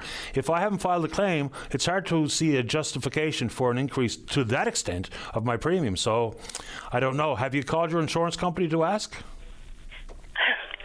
They're not open today. Oh, that's convenient. Yeah. But that is a lot to go up, isn't it? Yes, ma'am, it is. No question. It's very unfair. Like, you know, I'm a retired person. And, I mean, if that goes up every year that much, you won't be able to afford insurance. Absolutely. Has your insurance gone up, like in the recent years as well? No. No. I wish I had an explanation for you, but what I will say is I agree with you 100% that it certainly feels like a pretty significant increase. Yes. Okay, then I just wanted to know if it was excessive amount. I think it is. It absolutely feels like an excessive amount. I haven't seen that type of increase on my home policy, but if others have and they want to chime in, especially if you've gotten that sort of increase and you've spoken to your insurance company, it'd be helpful if they came on to just tell us what their experience is. But you're right, Rose, it feels like a pretty significant increase in premiums. Okay, then. Thank you. You're welcome, ma'am. Bye-bye. Bye-bye. Yeah, I mean, the fact that we're all in one big actuarial pool is problematic. It really, truly is. You know, there was also an argument coming from insurance companies last year where it was about the conversation of premium increases, and they actually even went on to say the quiet part out loud. Some of the big companies didn't do as well regarding returns in the stock market or returns on their investments, so their shortcoming in their own corporate investments fell back to the responsibility of the policyholders. I mean, must be nice. Let's keep going. Let's go to line number 2 and say good morning to the member for Burjo, the Liberal member for Burjo-Lapoille. That's Michael King. Michael, you're on the air. Good morning, Patty. How you doing? Doing okay. How about you? I'm doing good, thanks. So I have no earthly idea what's going on here, and I wonder if you have any more information about which is a very sudden change in the circuit court schedule out in your area. What's going on? Yeah, it seems like we're on the same page there, Patty. We're, in the process of trying to find some information. But just for your listeners, on Friday there was a notice issued from Provincial Court that adjournment for civil hearings, traffic hearings, and Contravention Act cases in St. John's, Grand Falls, Windsor, and Stephenville. And the notice also advised the suspension of the Port of Ass and the Bay Verte Circuit. So we're kind of confused or, trying to find some information on what exactly is happening here. There this seems to be a sudden significant change to the schedule. So we've reached out on, my colleague Pam Parsons, who's the critic for Justice and Public Safety, and myself, because of the Port of Ass Circuit being involved, and on behalf of the constituents of Burjo-Lapoille. I've written the minister to see if we can get an explanation on what exactly is happening. So what was the schedule change? Did it go from a normal schedule to 0, or what was the actual change? So in the Port of Ass case, for example, I know that December 3rd and 5th is going ahead, but the notice says it's suspended after this, so it doesn't indicate if it's temporary, if it's full-time. We literally have no idea as of now. And just for folks' base information, I don't pretend to know everything about it, but Contraventions Act is basically about federal ticketing and the summary conviction procedure, much different than provincial ticketing, right? Yes, So, and this is the case for us, about access to services. A lot of these areas are in small rural communities like myself. So having folks not having to travel long distances to urban centers to access these services is certainly important. From my case, we've already seen challenges. We see challenges in a lot of rural communities throughout Newfoundland and Labrador to access many services, whether that is healthcare or justice. So we want to make sure those services are provided to people in the best manner we can possible. So these are concerning issues for us, for sure. So what have individuals been told? That their case has now been transferred to a different courthouse in a different part of the province, or proceedings have been stayed? Patty, from the people that I've spoken to as well, it seems like they have no idea what's going on. So there's a lot of questions in this case. I know folks tried to access services in Stephenville yesterday and were unable to do so. There's so many questions in this matter that we literally are trying to find answers to and hoping that the minister can provide those as soon as possible so the public can be informed on what exactly is happening. Yeah. Have you also tried going to the folks who actually are involved in day-to-day operations at the court as opposed to simply the Justice Minister? We've spoken to people in the legal community, members of the community have reached out to us and the public who are concerned, and they seem to be all trying to find out exactly what could be the case. We're not sure if it's staffing shortages or if there are permanent changes that are happening in the court system, but as I mentioned, a lot of questions that are trying to be answered for sure.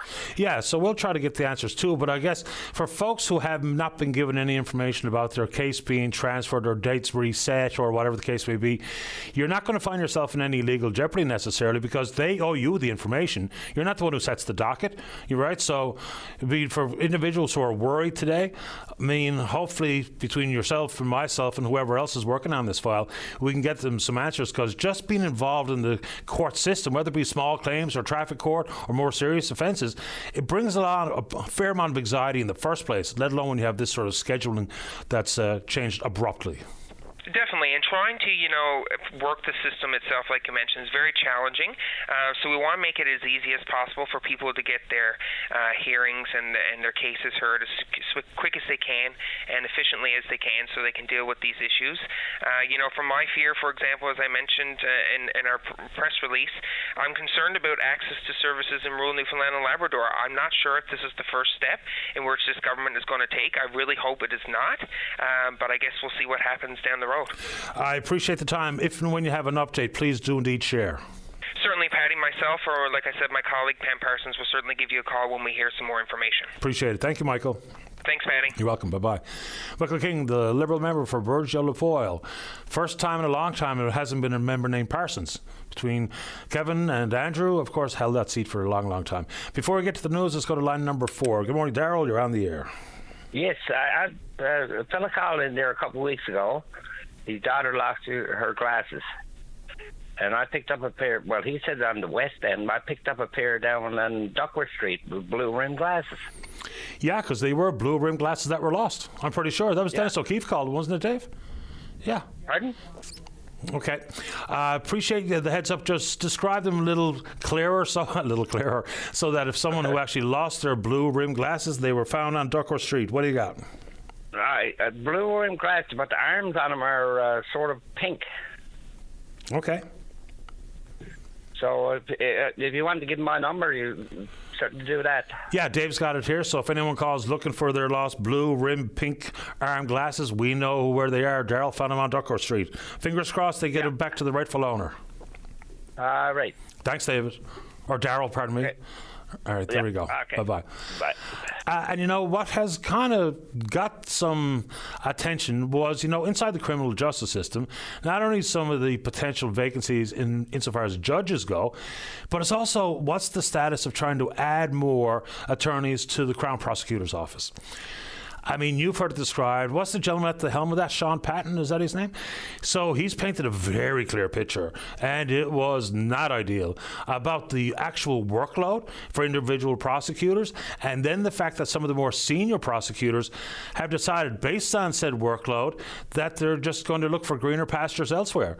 So now maybe more and more juniors or recent grads or relatively fresh attorneys to the system now working on some of these extremely important cases as representatives of the Crown. So I know as part of Tony Wakeham's pledge, not only to add somewhere in the neighbourhood of 90 law enforcement officers, but also to pay some more attention to Crown prosecutors. Now, the last Liberal government did indeed put forward a plan to hire more prosecutors. I'm not so sure if we had a net gain in the number of people working as representatives of the Crown, but also an important part. And even though I try to talk about preventative measures all the time as opposed to, dealing with someone after they've committed a crime, the fact of the matter is there are a ton of these extremely tricky cases on their desks. I mean, just look at the number of cases regarding sexual assault and extortion and murder. I mean, there's a murder in the first degree case going through the courts right now. I don't know what actually happened yesterday. I think there was 2 murder cases in St. John's yesterday that were being heard in the courts. So the serious crime stats are pretty clear. And so is the opportunity for you to join us live in the program, which you can do when you call Dave during this news break. Don't go away.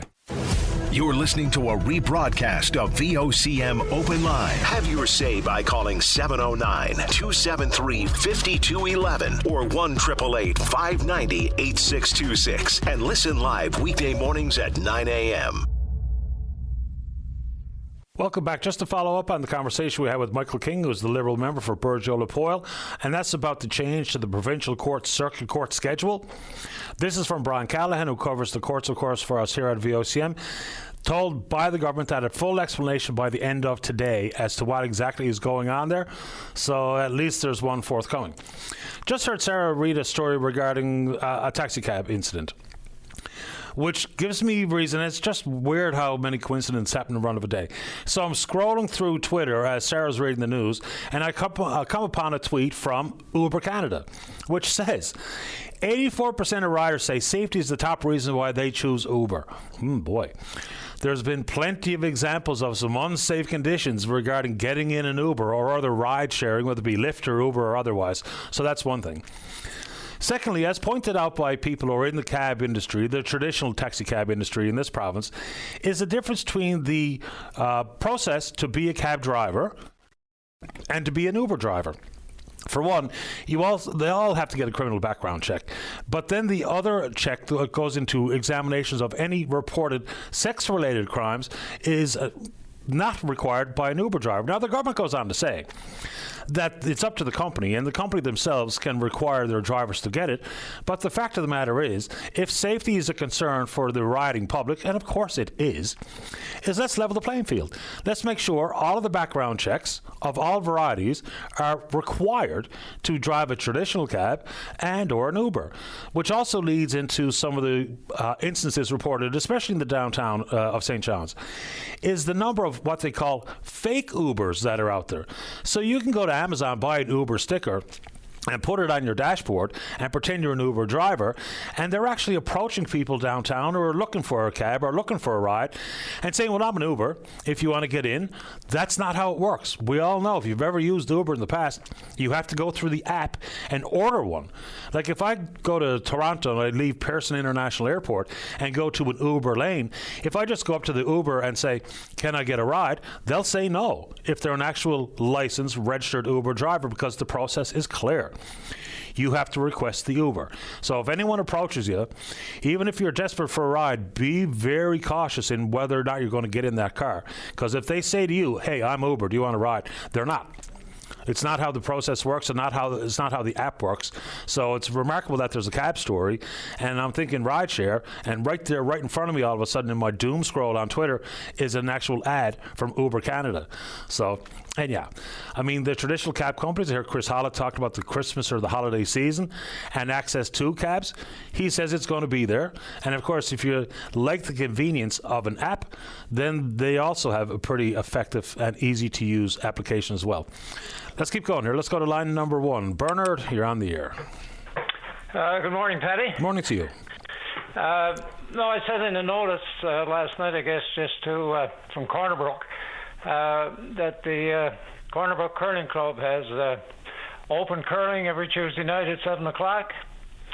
And it's equipment and instruction provided. $20 ice fee, but we have a nice small crowd, a nice welcoming crowd, and we're just trying to introduce some people to curling and enjoy their night out. Sounds good to me. So for the $20, how long are they on the ice? We play 6-inning games, which should be an hour and a half, but at our speed, it kind of takes maybe a couple of hours with lots of chit-chats and coaching, and nothing is rushed. But everybody's kind of finished by 9 o'clock, and then we get together and have a little social after the game for a few minutes before we head home. So we've been doing this for 3 or 4 years, and it works, and we always have room for more people. So just trying to get the word out and keep things busy at the curling club. How popular has the open rec night become? We usually get, say, 15, 16 people, 3-4 games on the go. We have 4 sheets. So there's always room for more and more business and bills to pay and everything else. But it's a good night and a good open door for people, who have never curled before or might want to come back to the sport, that kind of thing. Yeah, when you watch curling on TV, those players at that caliber, they make it look pretty easy, even though if anyone who's ever thrown a curling rock knows, it's not easy. It's the furthest thing from. Even trying to come out of the hack in some sort of graceful position is difficult. So are you teaching more technique, or do you also get into the science of curling? Because it's a complicated game. Oh, I've been at it for 50 years, probably. Interesting. We try to accommodate everybody, but a number of people these days, even regular curlers, the option is always there, say, to shift into stick curling. And we have an afternoon group now on Tuesday afternoons, too. That's exclusively for stick curling, so that you don't have to get into hack, and so you don't have to put on the slider, But yes, it's difficult. I've certainly heard the comment from people coming into the curling club for the first time who watched on TV have said, God, I didn't realize how far it was up the ice. But yeah. A curling sheet is a long way. If you're going to hit a target up on the other end on TV, it looks relatively close. But if you've never seen it before, then it's a challenging. And I think I'm going to say as we age, it's almost like the more you learn, the more you find out there is to know, kind of. So it's interesting, and I think sometimes just being a recreational curler probably makes you even a better fan. There's a lot of TV curling fans, but the more you curl and learn a little bit as a curler, the more you maybe comprehend and enjoy as you watch. Of course, I'll be in your way to see the Briar in the spring there to see what Cujo can do in St. John's. Yeah, and that'll be a swan song. It'll be the last opportunity for people to get a look at Cujo, who will go down as one of the very finest players of all time internationally. And, as you say, playing a bit of recreational curling, you get a deeper appreciation for just how good they are. I mean, draw the button, nothing to it for that caliber of player. Just try it as a recreational player. Before I let you go, Bernard, what's stick curling? I don't even know what that is. Okay, well, if you don't know... there is even a national competition in stick curling. It's a kind of curling, almost like probably in your mind like shuffleboard. You stand up, you have a stick in your hand hooked onto the handle of the curling, and you walk out as far as you want to walk to the hog line, yes, and push the rock with so. And you still have to put an in turn and out turn and all the normal intricacies of curling, but it's a lot easier on the knees and the back, say, because you don't have to sit down in the hack. Yeah, now that you mention it, I can picture it in my mind's eye now. And like the first time that I ever played, the first rock I threw, if it wasn't for the boards, it would have been out in the parking lot. And then the next one I threw, of course, got hogged. So. Oh, yes, very good. I sometimes pride myself on coaching, and sometimes you have weekend spiels. We had a nice little day on Saturday here, sponsored by the local Cornbrook Kinsman crowd. But I remember coaching one weekend, and I pride myself on coaching, but by Sunday, the last game of the spiel, somebody I was coaching was still beating rocks off the sideboards. Oh, yeah, absolutely. Which is against the rules. You're not allowed to have any ricochet shots off the boards in curling. So So it's a great bit of fun. We enjoyed it. I help out here on the ice crew too, which takes a fair bit of work, but it's an activity and exercise to keep the ice as good as it needs to be for curling. So there it is. Tuesday night. Anybody that's interested wants to try it once, or every Tuesday night, they're welcome to drop in, and I'll be there, and they'll be looked after and given the best instruction possible. There you go. Bernard, appreciate the time. Good luck with it. Very good. Thank you, Paddy. You're welcome. Bye-bye. Bye-bye. Yeah, and it does remind me, the first time I ever threw a curling stone, I had my hockey equipment on. We were getting ready to play out in Clarenville, and at the time, the curlers in Clarenville, they just curled on the ice, the hockey ice sheet. So I had never thrown one, and I asked, as they were just putting away all their equipment before the Zamboni went out to prep for the hockey game, if I could throw it, and could not believe, with very minimal effort, and of course I got ice skates on at the time, is that it flew out of my hand, and Buddy had to stop it before it went through the boards at the end of the rink. And, I guess I should have asked Bernard, he's the curling guy, about what he makes of our two representatives going to the Olympics. You got to believe Rachel Homan has a great opportunity to stand on the top step of the podium. They're remarkable. They only lost a handful of games all year. It's a pleasure to watch them play. And on the men's side, and the reason I bring up curling on the Olympics, because it's one of those sports where we have a legitimate chance to medal. We had a pretty good Olympics last time around, but on the men's side, Canadian men have not won the gold medal at the Olympics since 2014 in Sochi. And who was the skip that year? Brad Jacobs. Who's the skip this year? Brad Jacobs. In addition, for curling fans around here, everyone will be familiar with Brett Gallant, who played second for Guizhou for all those years and won those titles. He is a fantastic player, one of the best seconds in the world, but now he's actually going to play not only in the men's team event, he's actually playing for Canada in mixed doubles as well. So 2 events for Mr. Gallant at the Olympics coming up in Cortina, Milan, in Italy next year. Let's get a break in. Don't go away. Welcome back to the show. Let's go. Line number 2, Sean, you're on the air. Good morning, Patrick Daly. How are you? I'm okay, I suppose. How about you? Oh, pretty good. Beautiful day ahead of the storm. We always seem to get a beautiful day ahead of the storm. Pretty much. Listen, I was listening, I think it was earlier today. It might have been yesterday. I'm out running some errands. And you were talking about the courts on the West Coast, and some of them are closed down for a while. But it's the case, same thing on the East Coast when it comes to provincial court, and specifically the small claims court. So if anyone is an appellant or the respondent in any case down there, some go on for a year even because they just don't have the judges or whatever is going on down there. Maybe you can find out why they're delaying cases for so long.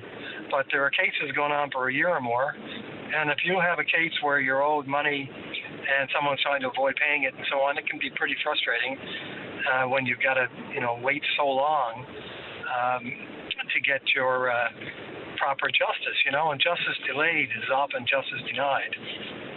So in our own courts here, apparently a bunch of cases have all been just canceled, and not even rescheduled. Usually they'll reschedule them pretty quickly, but no, they've just been canceled indefinitely until some issues that are going on in the court downtown in Atlantic Place has been dealt with, and I don't even know what that is. All I know is I got a call one time, maybe 2-3 weeks ago, that from the court that case that I have on the appellant would be delayed indefinitely, and when they can do it, they'll send me something. But I have no idea. It's just left out in left field, which is very frustrating when you're trying to recover some monies that you're owed by a person. If you're the appellant and the respondent doesn't care, because the longer it goes on, maybe it'll just be dropped, Yeah, and that's one thing, but we also have in the big, I'll call it more serious matters, there's also that concept of the Jordan rule being applied, and that can be extremely problematic here. And just a reminder for folks who maybe don't know what that Supreme Court ruling is, it's timely justice. So go ahead. Sorry, go ahead. Yeah. Well, I was going to say, with regard to the Jordan rule, that was a case where a guy by the name of Jordan had his case extended way too long. And finally, his lawyer took it to the Supreme Court of Canada, and the Supreme Court of Canada put in place the 18 or 9, I think it's 18 months, that the trial has to be held within 18 months from the time that the charges are laid. But there's a whole lot of other things that are involved in that. You know, that lawyers can delay it, therefore it's extended further, especially if defense lawyers are delaying it.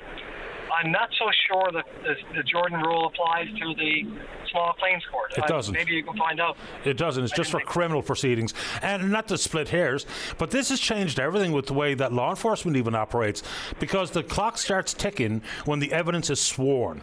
So there's a slight difference between being arrested and the evidence finally being sworn. So right. Then the clock ticks. And the 18 months is for provincial court. In Supreme Court or superior courts, it's 30 months. And defense imposed delays, and when people are firing their lawyers and that kind of stuff, it does stop the clock. So defense lawyers can't purposely run out the clock and get a Jordan ruling or an application for a Jordan ruling. So there's a bunch of different complexities involved. But yeah, 18 months in provincial court, 30 months in Supreme Court, and it's just related to criminal cases. And it's not involving, what a lot of people don't know, the family court.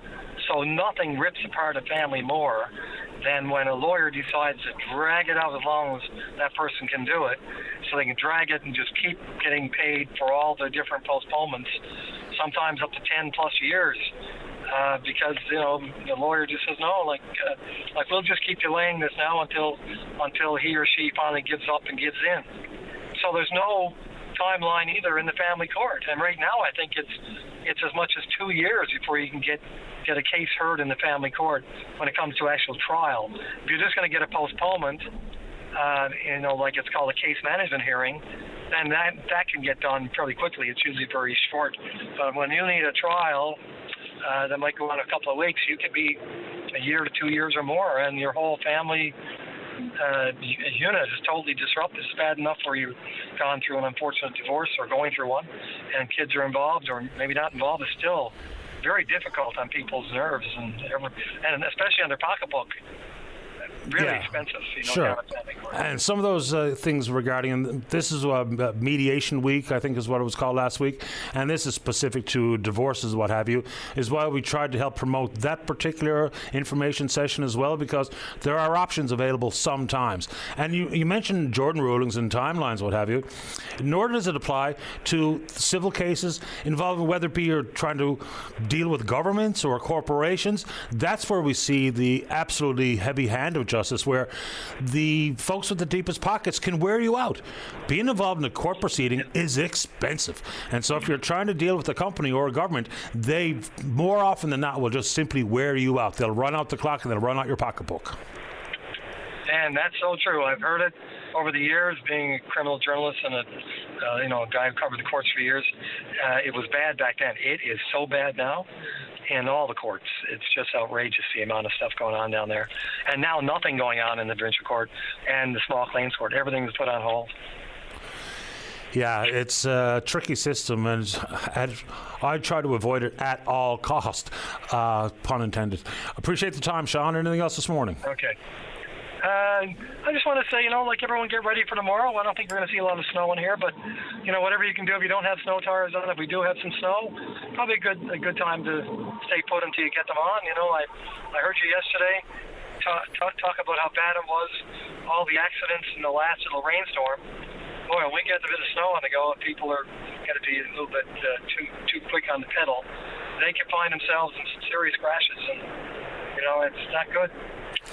So everyone be prepared for tomorrow. If we don't get snow, we're still going to get a lot of rain. Absolutely. Well, the number of collisions there was 19 in less than 3 days that the RNC got called to. So that's just in and around here. Yeah. And that's the ones that are called in. A lot of people just say, okay, here's my driver's license and here's my insurance thing. We'll just get a hold of our insurance company. So there's lots more beyond the 19. No doubt about it. Sean, appreciate the time. Thank you, Patty. You're welcome. Have a great day. You too. Bye-bye. And, driving in the winter, it's as much a mindset as anything else. Drive to the conditions that present themselves in front of you. And, regarding winter tires, I'm a big promoter of making sure people, if at all possible, I know some people don't have snow tires because they talk about the cost of them, but I think if you weigh the cost of not having them and the potential for a collision, which might be the potential for not only your insurance premiums, but maybe bodily injury or worse. Ugh. That said, I don't have mine on. When I made the call to get my tire swapped, the next available date was the 10th of December. So I'm still waiting. Now, I have an all-wheel drive and I think pretty good tires, pretty new tires on, so hopefully I'll be able to navigate tomorrow, but I don't even have mine on, which is a bit of a concern going into a potentially messy weather Wednesday. All right, let's get a break, and there's many annual traditions coming up around the holiday season. One such tradition we're going to talk about right after this. Don't go away. The Tim Powers Show. Join the conversation weekday afternoons at 4 p.m. on your VOCM. Welcome back to the show. Well, this year marks 16 years of the annual diaper drop. That's work being done by Waterworks. Joining us from Waterworks is Steve Tessier on line number 1. Hi, Steve. You're on the air. Good morning, sir. How are you? Best kind. How about yourself? I'm doing fantastic. It sounds like a very basic question, but having been through it with infants and babies, diapers are expensive. So why choose diapers as a charitable opportunity for the Christmas season? We started about 16 years ago, and diapers was kind of not on anybody's radar. So one of our staff was doing a bit of research about what we could do to give back to the community, and found a statistic that 1 in 5 families were struggling to afford either diapers or food. So we said, you know what, this is a good cause. Let's jump on board, and we started the diaper drop. And it's unique. And, once again, having been through it, and thankfully at the time we weren't having to pick and choose between essentials, whether it be food or medication or otherwise, and diapers, but we knew plenty of people who were doing exactly that. So what becomes of the diapers? Where do they go? So we collect them, give them to the Community Food Sharing Association, and they'll distribute them throughout Newfoundland and Labrador over the next few weeks after the holidays are over. So we've been working with them for 16 years now. So they appreciate every single diaper they get. No, I bet they do. Give us an idea of just how many diapers get donated annually. So to date, over the last 16 years, we've collected just over 600,000 diapers. And so we collect around 35 to 50,000 each season. So that's where we are. So it's pretty significant. Absolutely right. We use disposables for all the obvious reasons. Can I donate unused new cloth diapers? Absolutely. Yeah, we'll take them. We'll take even. We had a gentleman in yesterday, a young dad, who had a son who was into number 5 diapers, and anybody who knows diapers knows they come in sizes. And he donated a box of 2s and 3s and 4s because the kid his young fella had outgrown them. So one of the boxes was partially open, but as long as they're not used, as long as they're in the plastic, we'll take whatever we can get our hands on, because they'll go either to the Community Food Sharing Association, and a few of them we actually donate to the Single Parent Association as well. Yeah, because somewhere between 15 and 16% of children in this province are living in poverty, and diapers can really, and they add up. I mean, I looked at your website one time, and just from recollection, just in the first year of your baby's life, you're going to use somewhere in the neighborhood of 3,000 diapers. Before you get your child potty trained, you're looking at least 8,000 diapers, based on the average age when people actually get their children potty trained. So it's a big need. Give the folks the details, about how to donate, especially if it's cash versus diapers, where to drop them off, that kind of stuff. Yep. So you can drop them off here at our office at 96 LeMarchant Road here in St. John's. Interval Music up on Thorburn Road is actually a collection point now, so they'll take them as well. You can go in on our website and donate there, and all that money goes to the Community Food Sharing Association, so we'll just pass it right over to them. And anything over $10 will get a tax receipt, of course. So, we need the help. The need is great. I know, Patty, I know everybody has a choice of what they do with their money, and times are tough for a lot of people, but there are a few people out there that, like I said, might have a half a box or a full box of diaper that their child has outgrown. Like, we'll take those, and, you don't have to wonder what to do with them. It's a great way to get rid of them. Absolutely. Steve, keep up the good work, and good luck this year. Yep, and the the diaper drop website is diaperdrop.ca if anybody wants to log in there and donate. Good man. Appreciate this. I really appreciate your time. You guys have actually been supporting us for 16 years, so thank you for your time. Happy to do it. Stay in touch. Okay. Merry bye. Christmas to you. You too. Thanks, Steve. All right. Bye-bye. Steve Tessier with Waterworks. And in the cash donation world, $20 of donation equals about 110 diapers. So you can help out. It's one of the, I don't know how popular a sentiment that might be in people's charitable minds about things like diapers, but if you've ever been there, man, when your children are infants, no sweat to go through a dozen diapers a day. No problem. So there you go. The diaper drop, the 16th annual is on. If you can help, please do consider. Let's roll here. Let's go to line number 2. Good morning, Joe. You are on the air.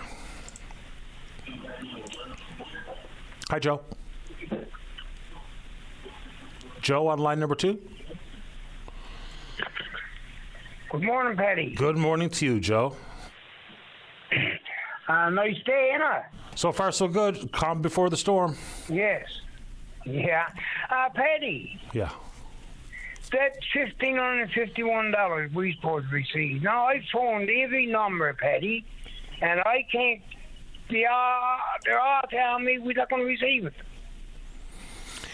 It was in the budget again this year. Both the Newfoundland Labrador income supplement was there and the seniors benefit was also there. Who did you call? Did you call the Department of Finance and the Tax and Fiscal Policy Branch? Because that's who administers it here provincially, even though it is eventually sent out by CRA. Do you got a phone number for that? Sure. Got a pencil or a pen? Yes, I have pen, yeah. 709 709 729 729 3166. 3166. So they should know? Yep.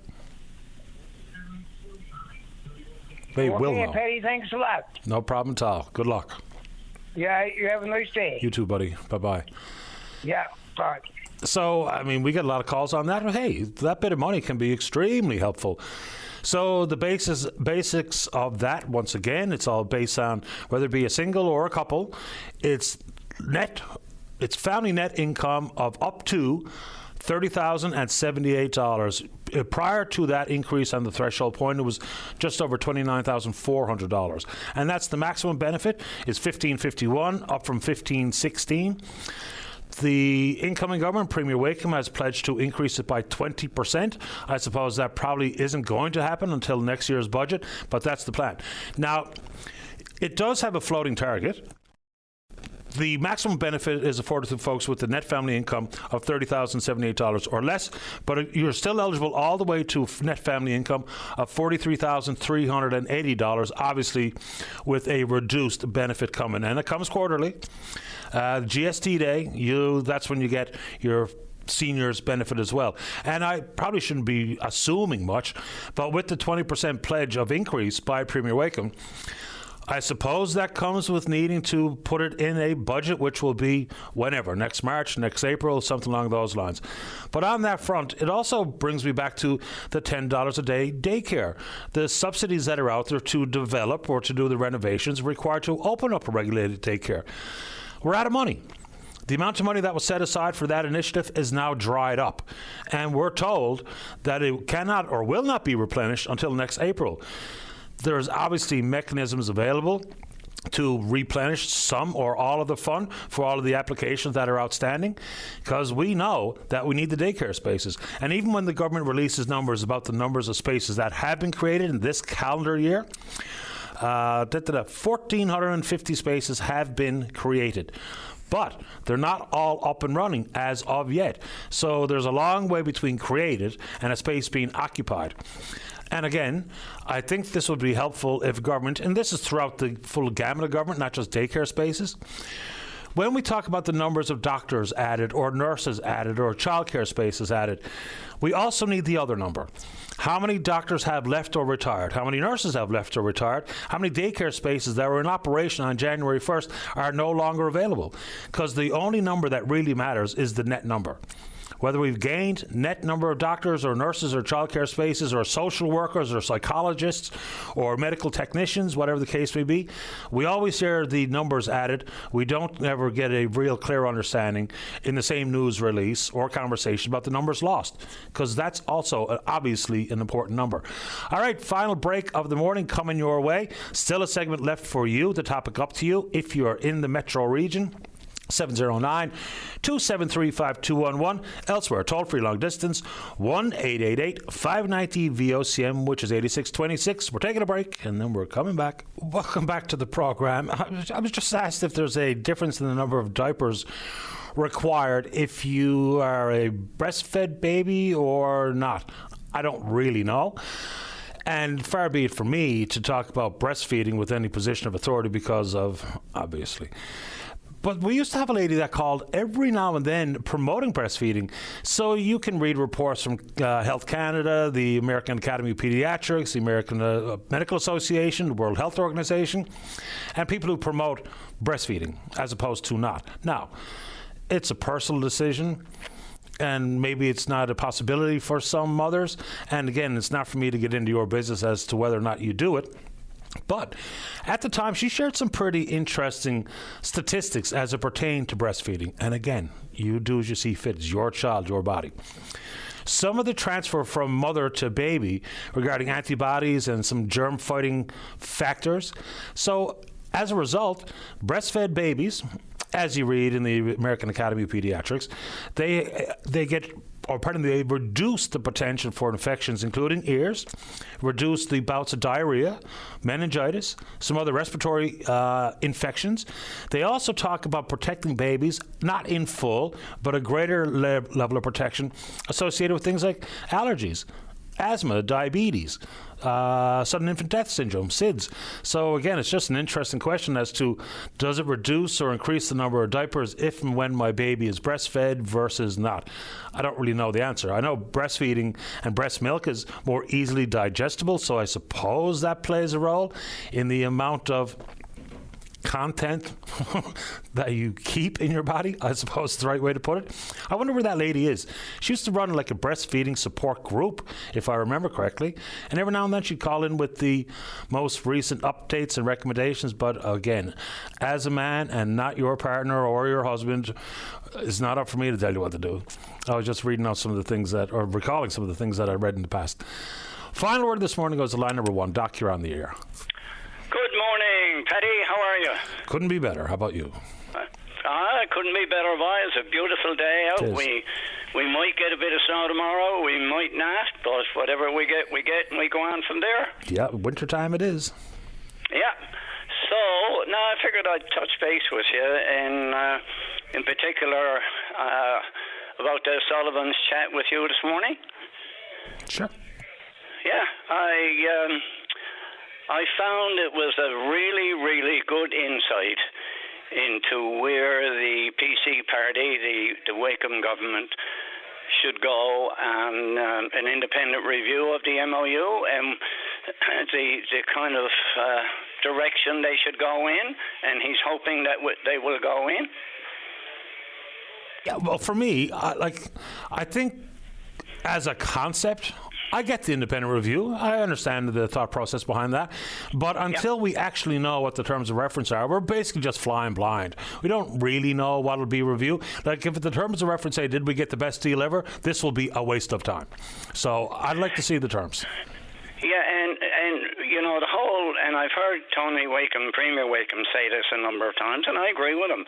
The whole foundation of what he's trying to do and what the PC party is trying to do is to ensure that we maximize the benefits as best we can in a deal with Quebec. And, you know, I agree with Des Sullivan when he said, if we don't draw a lesson from 1969, then we're in deep, deep, deep trouble. We all know, I lived through it, you lived through a part of it, and we all know what happened. We all know the challenges and the attempts the various Newfoundland governments, Liberal and PC, tried to make change in that deal, And each and every time, right up to the Supreme Court, the government of Quebec slammed its door in our face. Simple as that. And the point being made by Des Sullivan this morning is we got to figure out what is best for Newfoundland and Labrador. And if we get this one wrong, I've been living with the 1969 one, just waiting for 2041 to happen so that we could get some kind of redress.